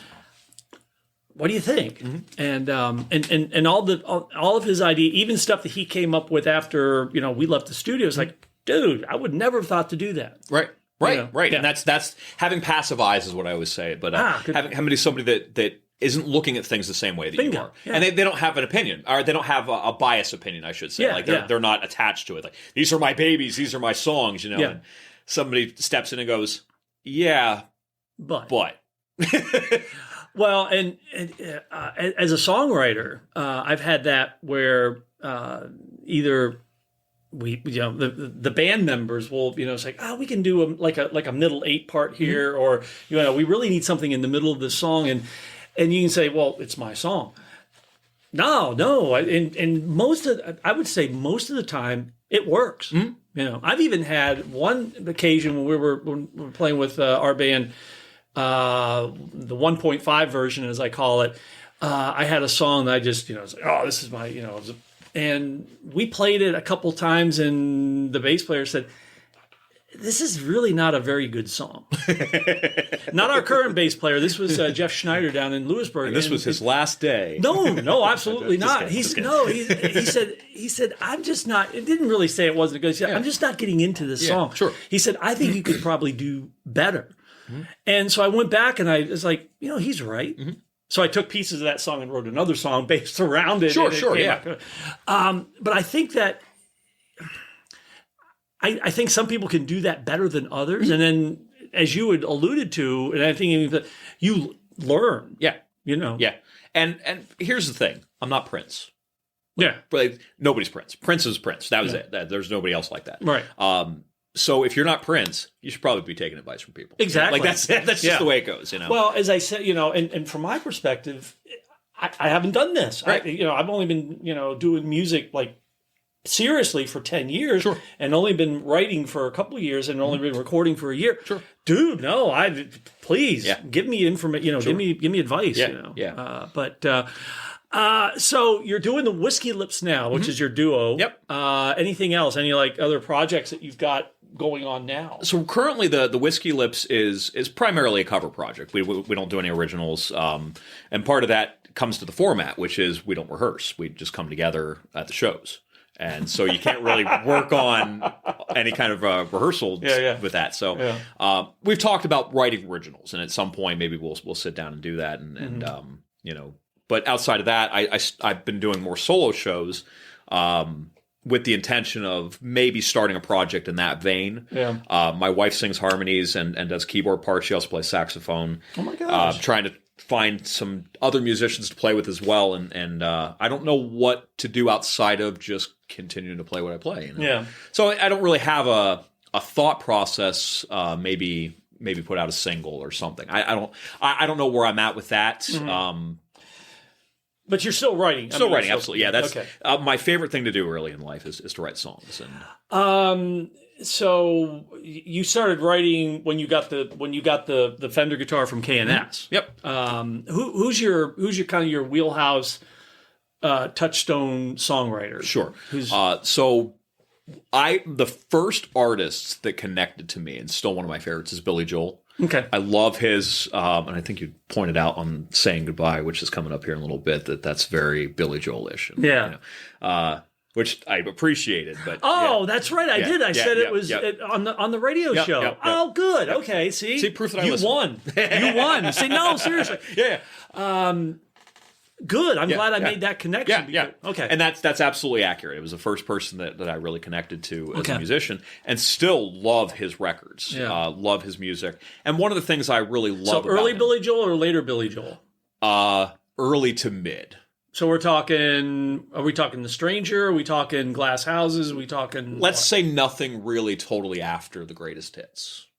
Not that I dislike anything after that, but like... River of Dreams. River of Dreams. Say I didn't really get into that record. Really? I like the song, and there's a couple. All About Soul's a cool tune. Yeah. And I actually, Stormfront is what got me into Billy Joel, because I was pretty young when that record came out, so we didn't start the fire. Yeah. And it's not that those records are bad, but as wait a minute, hold on, back the truck up. So that was the one that got you. We didn't start the fire. We didn't start the fire. Yeah, but let's be honest here. I was like 7. Okay. So it was a pretty young age. So to go back and really quickly, I got obsessed with Billy Joel. So I went back to his back catalog at 7 years old and was listening to the 8 tracks of Glass Houses and The Stranger. Now see that now. Glass Houses is not back catalog. Anything I think pre-Stranger is back catalog. All right, fair enough. Yeah, but go ahead. But you're younger than I was. Right. Yeah. So at that time, I'm listening to these 8 tracks, and I'm like, oh wow, this is way better. Really walked away from Stormfront quickly, because it's that record has some great tunes, but it's a product of its time. It reeks of 80s production. And that's the first record he did without Ramon. Phil Ramon. Yeah. Did that come before or after Innocent Man? Innocent Man was before. Innocent Man was like 82, 83. Okay, because that's kind of an 80s album. Yeah, it is, but that also has that like late 50s doo-wop vibes and stuff like that. Oh, yeah. So I actually really liked that one. I had that one on cassette. But The Stranger, which is actually what the band was named after. I just made the connection. Yep. Okay. So that record, when I was a young person, hearing that song, The Stranger, was like, oh man, this is some stuff I've never heard before. Yeah. Well, that was part of the high school soundtrack for me. And I remember my wife, she had that, because she comes from an Italian family. They had, they almost like, they put up in their mantle. Yeah, right. I'm just kidding. It's mandatory if you're like Catholic and Italian. Yeah. But that whole album is almost a perfect album. You can just put the needle on and just run it through and not have a bad tune on it. So, okay, so but now the interesting, do you play keys? Do you play keyboard? And I wanted to. That was growing up. I wanted to be a piano player. And it's actually something that I'm still want to do. Yeah. I have a piano in my house because my wife plays piano. Sure. So she could teach you. And we've actually just had that conversation 2 days ago. Because I want to be taught. Sarah, get to work. Right. Start. I want to be taught like I'm 6. and I don't mean that sarcastically. I pretend I don't know anything, start from zero. Yeah. And I think that it'll be interesting to look at an instrument that way for the first time in years, But yeah, so didn't play keys, and actually at a young age I started writing songs in my head when I was that age. Mm-hmm. They were terrible. But still. I wanted to be that. I wanted to be the piano man, and it turned out I didn't end up being the piano man, but I did get enough divorces to really accumulate like Billy Joel. Yeah, it's true. He's I've been Christy married. Brinkley, man. Christy Brinkley. Oh, Christy Brinkley, if you're listening. Yeah. No. I was going to ask you to say, you found your Christy Brinkley, though, with Sarah. Sarah is my favorite human being. Good segue and way to save There me. you go. No, but growing up, he was like, that was the star, and that was the thing I wanted to be. And, but more than anything, the reason that it still resonates, his eclectic taste, man. His songs are all over the place. Sure. He doesn't have a sound while having a sound. Yeah. And we touched on the fact that, he kind of aped a lot from the Beatles and aped a lot from Gordon Lightfoot and Elton John, but who all I love as well now. But he just could write anything. Hey, I'm going to write a police song. And he wrote a police song. It's not for the police, but Running on Ice was like a police song. Yeah. So that was something that really, really resonated then and still resonates to this day. And I still spin a lot of his records, Turnstiles and The Stranger. And great stuff. Good stuff. Anybody else besides Billy Joel? So Billy Joel was the start, and I won't go into the whole history because I listen to a lot of stuff. But Green Day was the first thing that I said, like I said, that I could do that. Yeah. The band Live from York, PA. No. Okay. So they put out a record in the mid-'90s called Throwing Copper. It was huge. Okay. And they were from York. So because they were from York, very similar to Williamsport, I was like, oh, I can touch this now. It's there. The dream's there. Yeah. And so that was that record specifically I learned front to back. Mm-hmm. I still play a lot of those songs too live. No pun intended. Live. And then when I was getting out of high school, I got into Tool, and Tool was like still to this day is my favorite band, which is funny. I don't have any tattoos as a musician. Everybody has tattoos, but I always joked at that time I would get a Tool tattoo, but that's not going to be my favorite band in 20 years. Right. And it still is. Yeah. So that's my philosophy with tattoos in general. Yeah. It's like, do I like something enough? Right. And that's the only thing. That would have been the only thing. And funny enough, it would have stuck, but at this point, I'm not going to do it. Yeah, no. No. Gravity's starting to take hold. That's right. Yeah. You see all these young guys and gals with tattoos like, dude, gravity's not just a good idea. Right. It's the law. Right. You'll learn. Yeah. So your songwriting though is kind of a late at night kind of solitary thing. That's what I do prefer to do that. Like I said, I'll sit in a room with people and I have collaborated, but if it's late at night and I'm by myself, I'm not thinking about anything else, and it can just be focused on the song. And so the inspiration though can be anything from just a phrase that you either hear or say, or I mean, what? I have a running book. It's on my phone now, but a running book of ideas for songs. So sometimes I'll get a rhythm, or I'll get a phrase or something. And that's what the starting point is, the impetus. And that's just sit down with that idea. Yeah. Like, how do you flesh this idea out? And sometimes it turns into something and sometimes it doesn't. Yeah. And that's okay. Generally, though, do you sit down and write the complete song in like one sitting, or does it take a little bit of time, or does it vary? It varies. Okay. But I have found the best times are the ones that I just write the primary thing at one sitting. Okay. Because then I can't overthink it. Yeah. I start to get into my own head, and that's part of the problem with songwriting is once you start thinking about anything, whether it's expectations of your own expectations, people's expectations, whatever that is. And luckily, people don't actually have expectations of what I'm supposed to do, so that helps. That's kind of nice being at our level. That's the good part there. So if I want to write a country song, I can write a country song. There you go. Because it doesn't matter. Nobody cares. But yeah, so I do find that that tends to be the best thing if I can just almost complete something and then I don't have to overthink it. The stuff I started writing in 2020, it took me 2.5 years to finish it. Oh, wow. And I don't play any of it. So that's the problem. That's the. How many songs do you think you've written? Just ballpark. 150 to 200. Okay. Somewhere in that. All right. Yeah. And I probably, live, I usually, at most shows I play a few. I just kind of mix them in. Yeah. would probably be willing to play 25 to 30 of them. Okay. That gives you the catalog breadth. A lot of them were when I was in high school, though. And Sure. like I said, we touched upon the fact that I don't really play any of that stuff now. But at that time, I could just write stuff because everything's new. Yeah. It's like the first feeling is like, oh, my God, this is my first drop D song. Oh, okay. And that kind of thing. That stuff. So with Whiskey Lips, it's all covers, no Currently, originals for now. Correct, yep. But your solo shows, what's your ratio of covers to originals? I usually do about 5 to 6 originals a night. Really? Yeah. Okay. Yeah. And that is pretty much static at this point, whether it's an hour set or 3-hour sets. Okay. And because I try to mix them in. I'm not trying to be like, hey, everybody, stop what you're doing. Oh, right. Now's a great time for you to go have a cigarette. Here's a song that I wrote. And because you never want people to leave. But the best thing is when you play a song and then you go, that's mine. And somebody goes, oh my gosh, that was yours. And that's nothing better in the world. Oh, than that, yeah. The only thing better, well, it's not better, but it's unequal, is if somebody gets up and starts dancing. Yes. That to me, that's pay dirt. And then there's the top of the tower. Somebody knows the words and sings along. Oh, yes. That's the top. That's the top. Earworm. If your song becomes, I've had one of my songs become an earworm, and I think for Alicia Suley, I played one of her songs, and it's still one of my favorite songs that I play on the radio show, and I said, man, that's been my earworm for a week, so I got to play it again. Yeah. And she was like, oh, somebody said my song was an earworm. Yeah.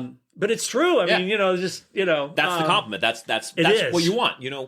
And it's tough because, like, as an artist or whatever you want to call yourself, whatever we want to call ourselves. Yeah. I hate using that phrase because we're not artists. We're beer and wine salesmen. So go ahead. There you go. I like that. So, and I claim no credit for that. It's Dave Jackson, our percussionist. Okay. He told me that really early on in our partnership. I like that. Yep. So, as beer and wine salesmen, salespeople will be PC. So, as beer and wine salespeople, it's tough because you want to write from your heart, and you want to create something that whatever is like a reflection of who you are, or whatever people say. Right. But the truth is, if you're writing songs, you want people to like them. There are some specific rules to this. They have to be catchy. They have to have some kind of hook, whatever that is, whether it's a riff or whether it's the chorus or whatever. It has to have something that grips people. So if you have a song that doesn't have that, it's purely for self-service. Right. And that's fine too. I'm not discrediting that. Yeah. There's plenty of bands. Radiohead has existed for 30 years on self-service, and that's great. I love Radiohead. I'm not even criticizing that, but that is a band who doesn't think about you. They don't care what you think. They genuinely don't care about what you think.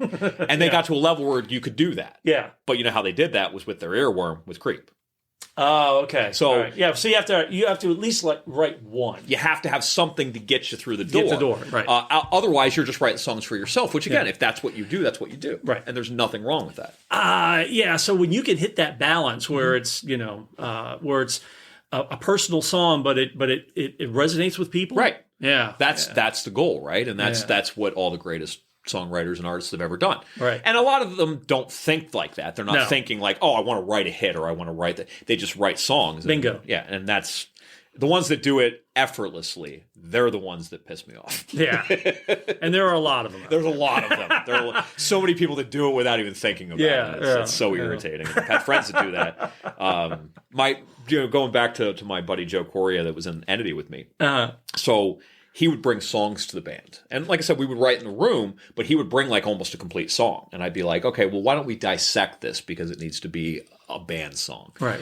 And eventually he stopped bringing stuff. And it was like, okay, well, I understand that. Okay. Then he recorded his first Carving Out Fiction record by himself, all the instruments, and gave it to me. And I was like, oh man, you're way better than me. Damn.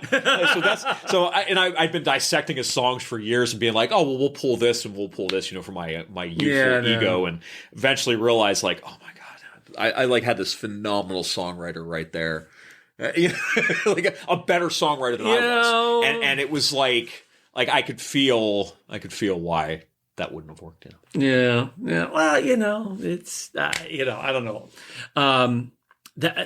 I wish I had another songwriter in our band because I tell them it's where the money is. I said, we're not in this for the money. None of us are in it for the money. But I said, that's where the money is. I said, but also it's like, I want like a variety. I want a little bit of hybrid vigor to this whole thing. Sure. So, yeah. Good example of that's Pearl Jam. That's what they settled on. Yeah. So initially they were basically like the Eddie Vedder Show, because that's bigger than life personality. But they got good when every member wrote. Yeah. And that's where that's why they still exist. Yeah. Is every member comes and they have their songs, and it gives a lot more variation. And it's and that's awesome. Yeah. So we talked about some songwriting and you're kind of getting back into that. So the next song you're going to do is called "Saying Goodbye." Yep, and that's a new one. It's not. Oh, it's not. Okay, all right. I'm back. Yep, you're good. You're good. So we recorded that. Actually, it was recorded in The Stranger. We did a. This is your Billy Joel song. That's the Billy Joel song, right? Yep. See, I'm sorry. Yep. No, you're good. So we actually recorded a 3-song track or record that was supposed to be a split with Carving Out Fiction. That's a good segue, actually. Oh, accidentally. Yeah. And the band broke up before we released it. Remind me never to be in a band with you. Oh, God. Right. And this is the thing. I'm kidding. So here's the really irritating thing, though. Yeah. It was going to be called Stranger Than Fiction. Oh, funny. Right. And that, man, what a great name for a split. And it just ended up not happening. And I had all intentions of, even after Keith had left the band, of keeping it going. And it just didn't happen. That's the way it goes. So that mixed, mastered, everything. Oh, damn! So saying goodbye, kind of a Billy Joel influence. Yep. Anything more you want to? Actually, Keith, when I brought that to the band, this is one that I wrote and brought to The Stranger at the time, and he called it "Me and Billy Joel Down by the Boulevard of Broken Dreams," because it was very similar to the rhythm's very similar to me and Julio Down by the Schoolyard. And then the sort of cadence and rhythm of the vocals is more Billy Joel, and then there's a chorus in it that's very Green Day. And so I was like, I love it, and I kept calling it that for a while. It's like that's funny. And it's a song about forgiveness more than anything, and it's actually a true story, and I won't go too far into it, but my grandfather, who I worked with at the sawmill for years and years and years, we really didn't have a close relationship. Part of it had to do with some of the stuff that was happening at the mill, and I won't expand upon that too much, but when he was dying of lung cancer, and I went to the hospital to visit him, and he used to tell me this memory when I was a kid, that we went to Lancaster, Dutch Wonderland, and on vacation. Yeah. And I guess I walked in at a pretty young age, and his hair was all mussed up. And I said, "Pop-Up, you're a mess." And he used to tell that story with so much joy. He always loved that story. And he was in the ICU, and he was passing, and I put my hand on his head, and I said, "Pop-Up, you're a mess." And a tear rolled down his eye. Yeah. Unresponsive. And a tear rolled down his eye. And it was a really tough thing. And tear up a little bit talking about it. But in all seriousness, and it was like a really profound moment, to have that sort of whatever relationship we had, there's forgiveness here, and that was important, and sort of captured that at that time. Well, you're fortunate that as melancholy as that memory is, you're fortunate that you have that, because that was a nice little connection. It is closer. Yeah, it really was. Yeah, and it also stopped me from smoking. I was a cigarette smoker for 10 years. Okay. And, good for you. He was dying of lung cancer. Yeah. And I saw some stuff that I didn't want to see. Oh, yeah. So, saying goodbye from Ron Fleeger, and we'll play this song. We'll be back to kind of wrap things up, and we'll go from there. So, saying goodbye from Ron Fleeger here on the Rec Room Radio Hour podcast.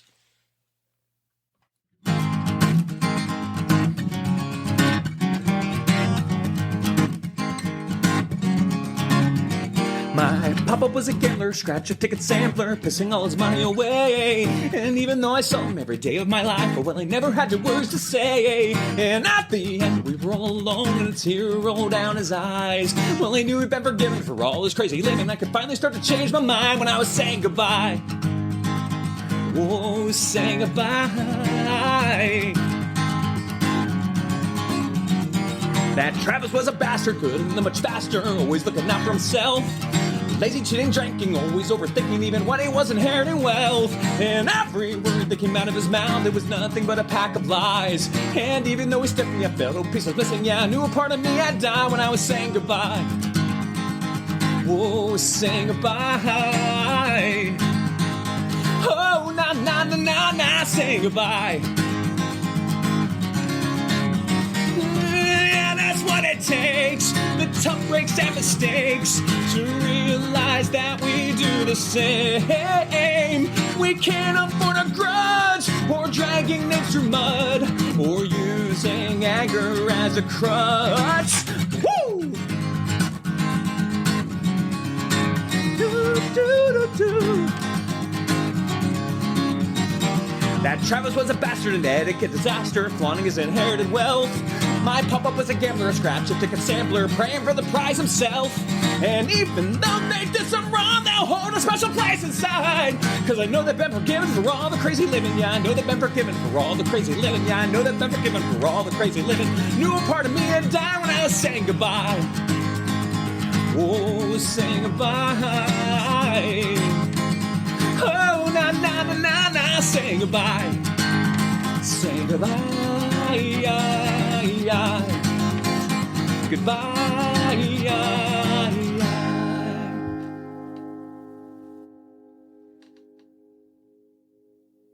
Saying goodbye. Yeah, that and I got discombobulated there with the order of the songs. Yeah, we've played that. It's an older song, and I'm just so glad that I hit the inspiration. Yeah, you absolutely you nailed it. So that's a great song, though. Thank you. And do you feature that in? Well, you don't feature in the whiskey list. I don't, but I do play it live. Yeah, okay, yeah. Right. And it's one that I wasn't playing, and then I think I did it. It might have been after you played it. That I was good. Like, oh, somebody actually cares about this song. So I was like, oh, I'll play this again. And it's tough because, you know, as a songwriter, you never know how people feel about stuff until they tell you, or unless something like that happens. And it's like, oh, well, this person likes this song. Yeah. One person liking a song is enough for you to put it out absolutely. The world. Yeah. Well, that makes me feel good because that's part of the reason I enjoy doing this gig is, you know, I'm hearing a lot of stuff that I would never probably have listened to before. Sure. But a lot of it, I mean, when I did, I don't know how many podcasts this is on. So really quick, when I was first offered to do this show, I'd never done radio before. Sure. I'd never done anything like this before. But you know, so this was July of last year. So about a year ago, I'm thinking there is not enough good quality recordings or even maybe good songwriters out there. I said, I don't think we'll be able to do an hour. So I'm calling my friends out in California. I said, hey, if I need some of your stuff, could you send that? I now do 2-hour shows. Yes. Don't repeat hardly anyone. Very rarely. From week to week. Yeah. And it's quality stuff. Yeah, we have amazing artists. We in our really do, and not just from a bias. Hey, we're from this area. No. How lucky are we? And you know, we were talking about the festival yesterday that I played at the Hillside Fest. Yeah. And hanging out with the guys from the Clark McLean Band. Oh, and my just gosh. an example. How is that in our backyard? You know, I mean, just amazing musicians, amazing songwriter, and just such a great band to watch live. And that's just one example. Sean Farley, we talked about him. And he obviously both those guys are featured on your show frequently. And Hannah Bingman. Was she there? No, but you play her a lot. Oh yeah. And I remember playing a show with her back in like 2005. Okay. And I just stepped back and I was like, man, she's got good rhythm.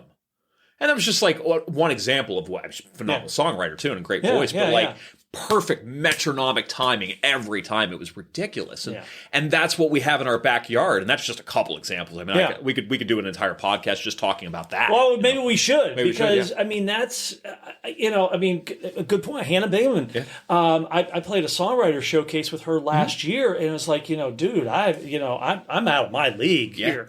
Had her on my right and Jim Colbert on my left. Right. And I'm like, dude, I'm like the dog act here. I mean, this is. But and people say, oh, what do you want to hit? Hit song or make it. I said no. I said because we have the Sean Farley's, the Clark McLean bands, the Ron Fleegers, the Hannah Bigmans up here. I said it, and these guys and gals are good enough that they should have national exposure.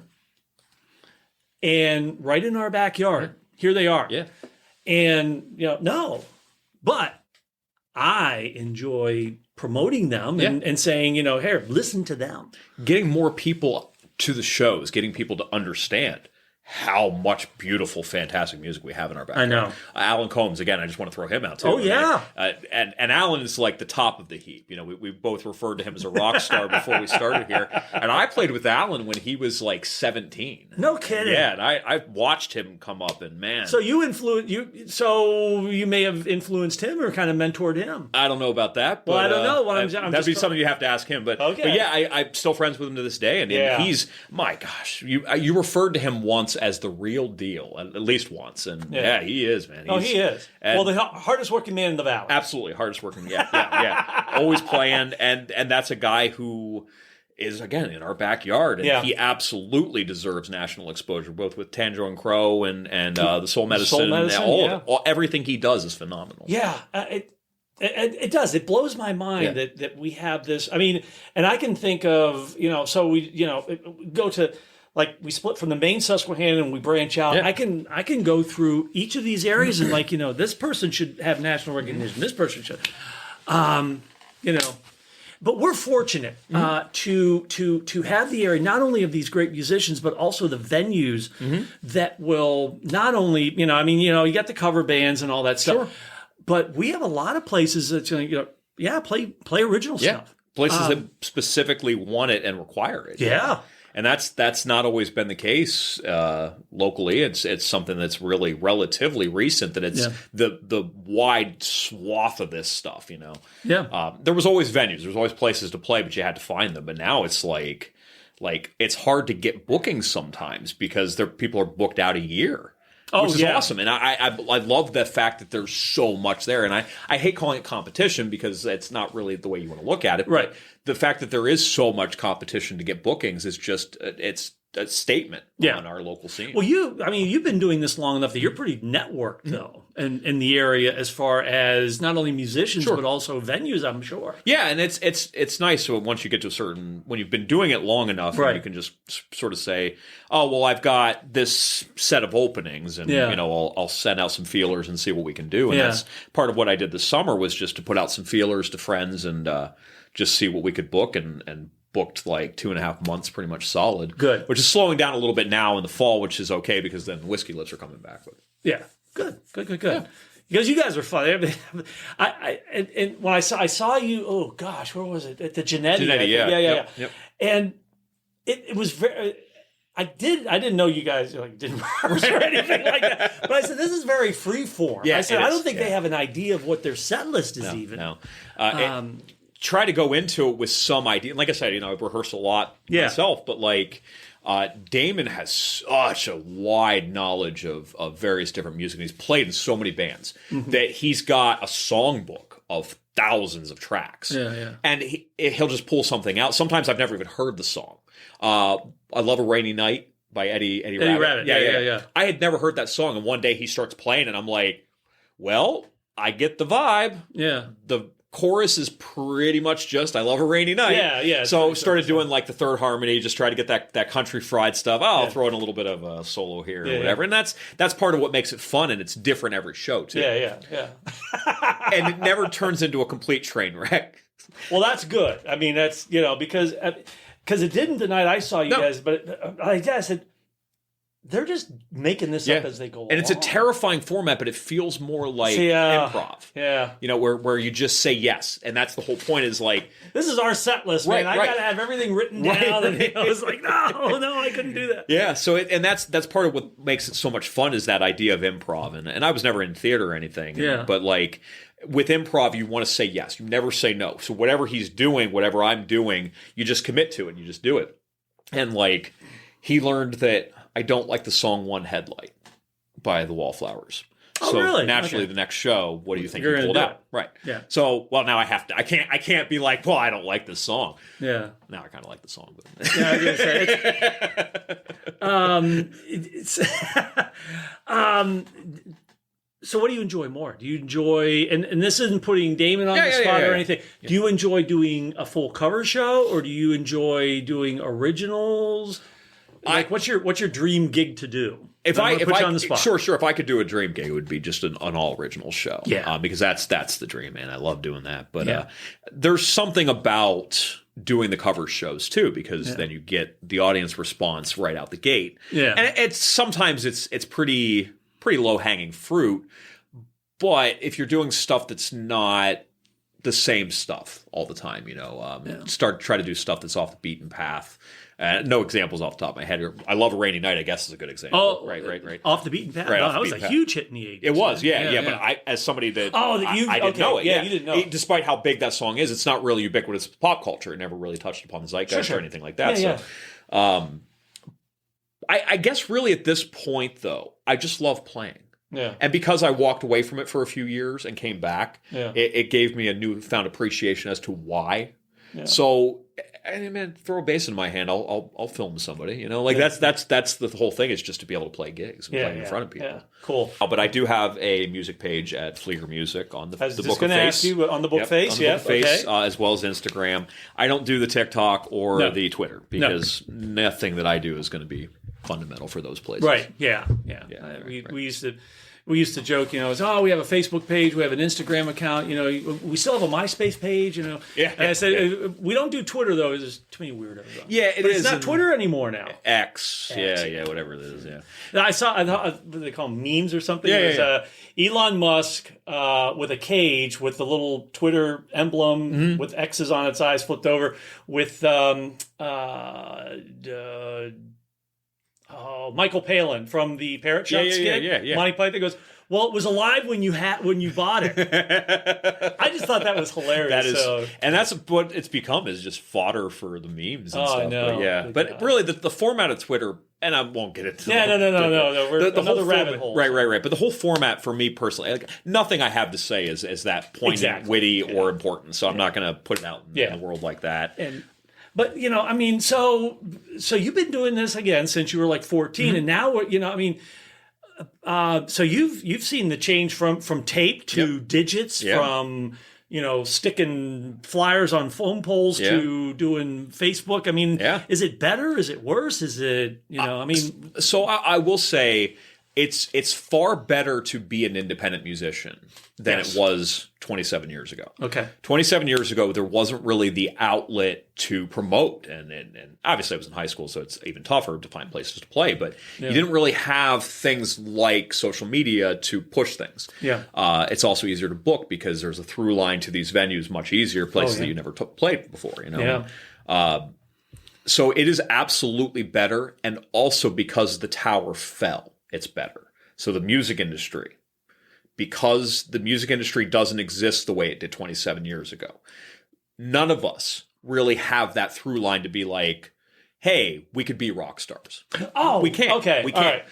But as a result of the internet, as a result of the tower falling and all the changes so when you happened, say the tower falling, the terrestrial radio and stuff. Okay, all that stuff. Yeah, it's just a metaphor. No, I got you. Yeah. So when that happened, it really opened it up, and also technology, of course, being more accessible to more people being able to write songs, to be able to record songs. And so the indie musician has grown in a lot of ways. Now, the downside, everybody can record everything. Right. And so sometimes the sea of, we'll call it stench. I usually use the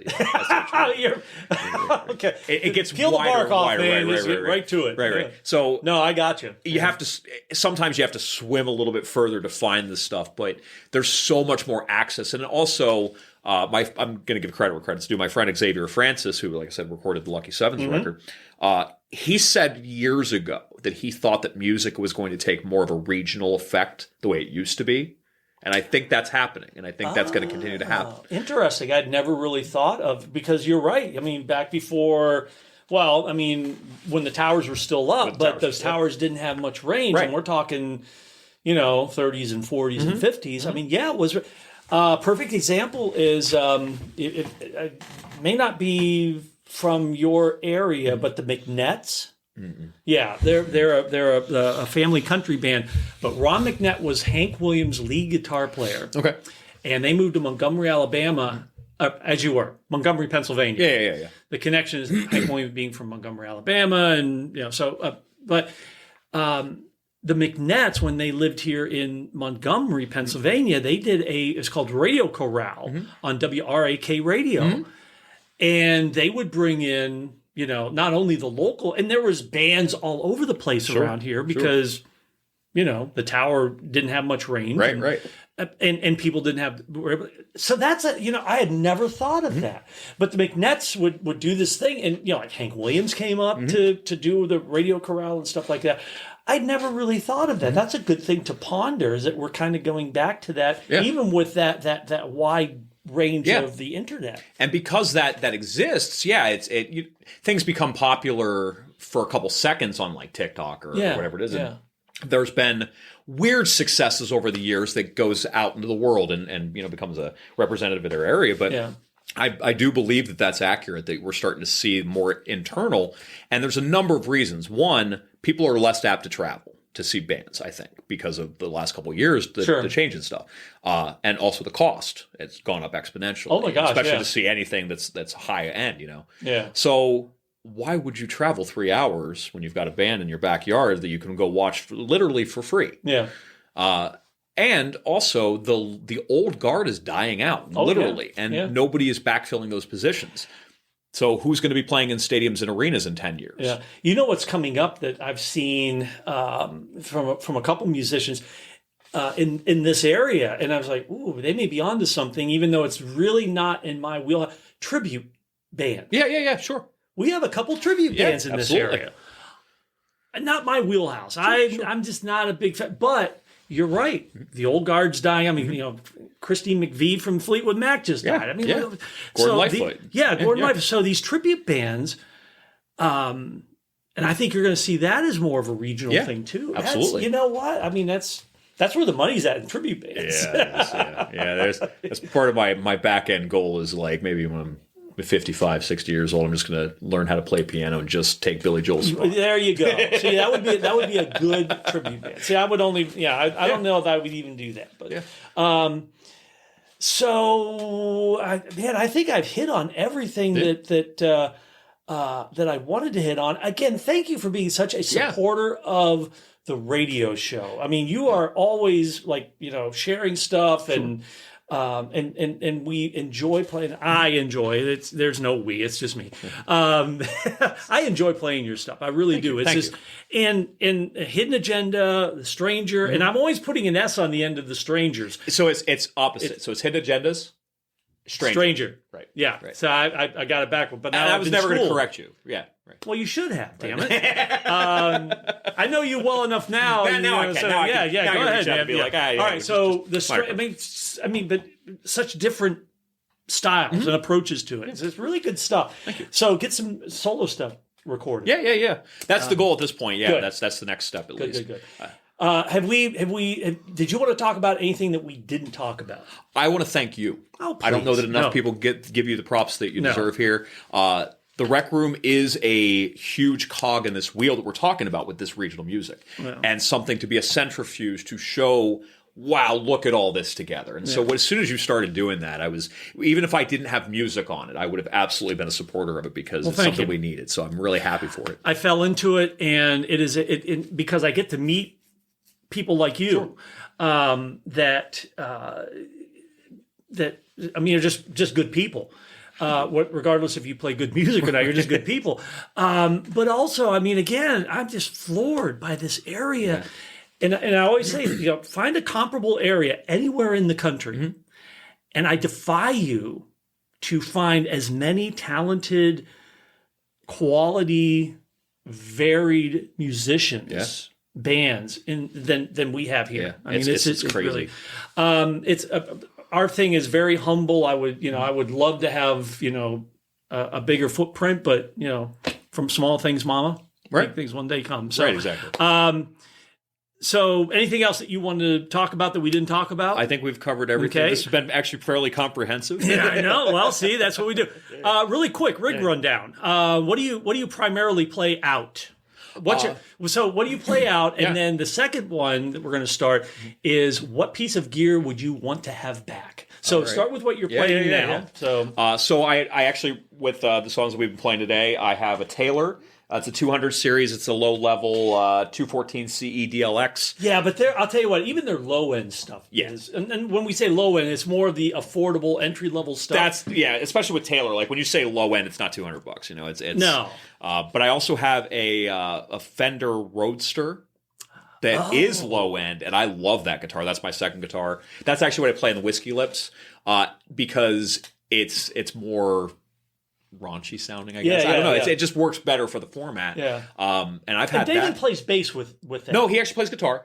He uses right. his is a solid body acoustic. Yeah. I don't know what the model was, but also same thing. It sounds better with the Fender than it does with the Taylor. Yeah. So that just has a better jive to it. Mm-hmm.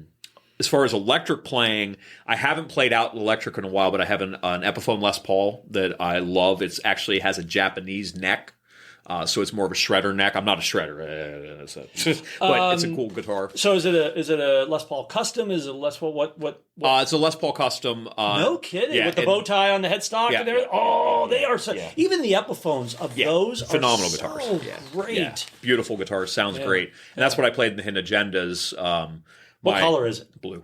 Okay, I'm not a Les Paul guy, but the Les Paul Customs is like, great look to it, and it wasn't a super expensive guitar either. It doesn't need to be; it just needs to be a good guitar. Yeah, and I think that's one of those things that people get wrong: is expensive doesn't always equate to quality. Correct. Right. But that being said, I don't do any foot pedals anymore, so I would run through that whole rig that I have, but I used to use a lot of Line 6s and stuff. Okay. So my current rig's pretty limited. I mean, I don't do a lot. I have a PV Passport type PA that I just bought. I love it. Folds up. It's real nice. Yep. So that's my current physical rig. And then the stuff I would want to get back. Yeah. What's one piece of musical gear, equipment, whatever that you would want to get back that you let go? Yeah, I owned a Gibson ES 135. Oh, dude! And it was a beautiful hollow body electric. Yeah. And I let it go for way less than I should have for dumb reasons. I would love to have that guitar back. Yeah. What color was it? Red. What kind of pickups? Just regular humbuckers? Just regular humbuckers, nothing custom done to it. But now, knowing more about gear, there's stuff that I would have done to it. Yeah. But I was also playing it. I ended up moving from the acoustic to an electric and entity. Yeah. It just made more sense stage-wise, and that's why I was playing it. Yeah. And that's not the guitar to play in that kind of band. No. So I love that guitar. Oh, man. Ron, it has been a pleasure, my friend. Thank you. The dogs are barking now, so I guess that's what it means it's time to go. You're going to play us out with one of my favorite songs that you have done and recorded, and I'm thinking this is not the first song I played, but one of the first ones. It's definitely one of the first ones. Fisherman's Fantasy. Kind of set that one up for us. Yep. So I wrote this song in 2005. I was engaged to be married at the time to what would end with Lucky Sevens. So it was kind of apropos to put that on that record because it was like the beginning of that. And really, I don't know how big of a cinema fan you are. I know we talk about books a lot, but it's inspired by the movie Big Fish, which is a Tim Burton film. Yeah, Tim Burton. Yeah, and I just the message around that movie really resonated. It was this like old dying individual regaling these tales that nobody believes actually happened. Right. And that was the impetus of the Fisherman's Fantasy, was this idea that this fisherman was dying on his deathbed and he was regaling people with this tale of almost drowning and being saved by what would be a mermaid. I refer to it as a siren because mermaid doesn't really have the same ring to it. But that was the whole point around that. And no matter what happens in this person's life, whatever happened in this person's life from that point to death, he had that memory. Yeah. And that's where that was. I admire songwriters like you that can tell stories. We have so many. Off the top of my head, I can think of at least 3 or 4 songwriters that tell stories, and I'm going to include you now in that little amalgam of folks. But okay, so Fisherman's Fantasy, Ron Fleeger, again, it's an absolute pleasure to have you here, and thanks again for your support of everything that we do. We will see you down the road, my friend. Sounds good. All right, Ron Fleeger, Fisherman's Fantasy here on the Rec Room Radio Hour podcast.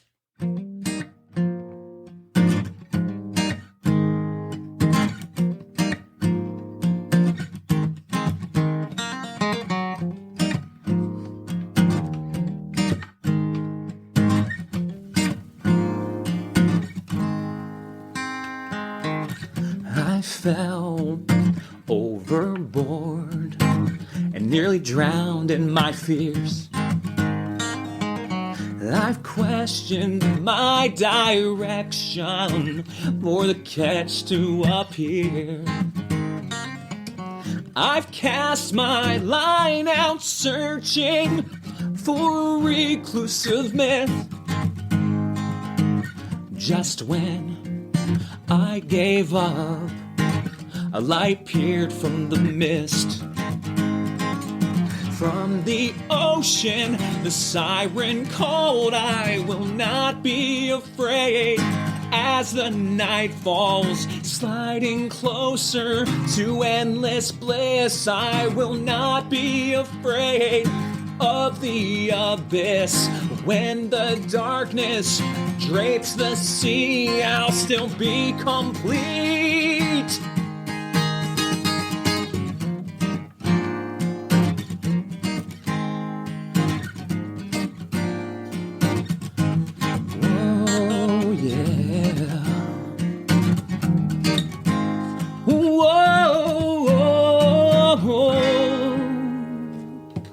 As many times as I thought I'd seen it, a trophy for my shelf, I didn't believe it could actually exist. I had to see for myself. And just when I gave up, I found a lifetime of wealth. From the ocean, the siren called, I will not be afraid. As the night falls, sliding closer to endless bliss, I will not be afraid of the abyss.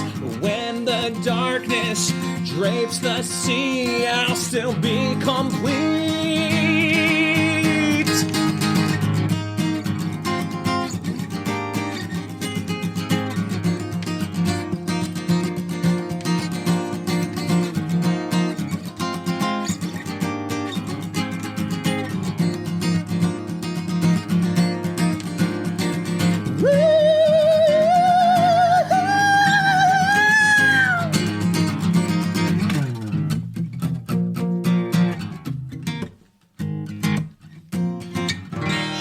Sang to me,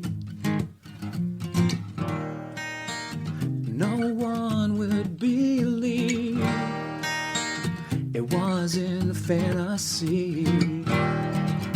From the ocean, the siren called, I will not be afraid. As the night falls, sliding closer to endless bliss, I will not be afraid of the abyss. But when the darkness drapes the sea, I'll still be complete.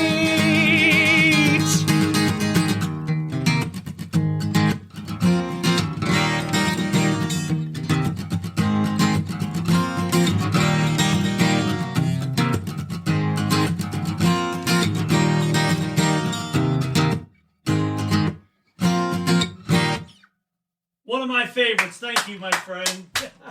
Thank you.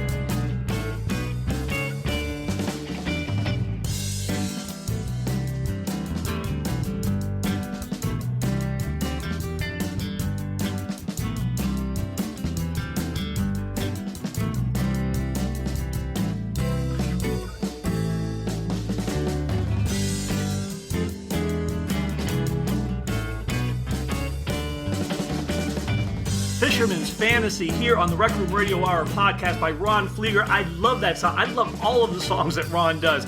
And I particularly like the selection that he played here on the podcast today. Check out Ron on his social media page.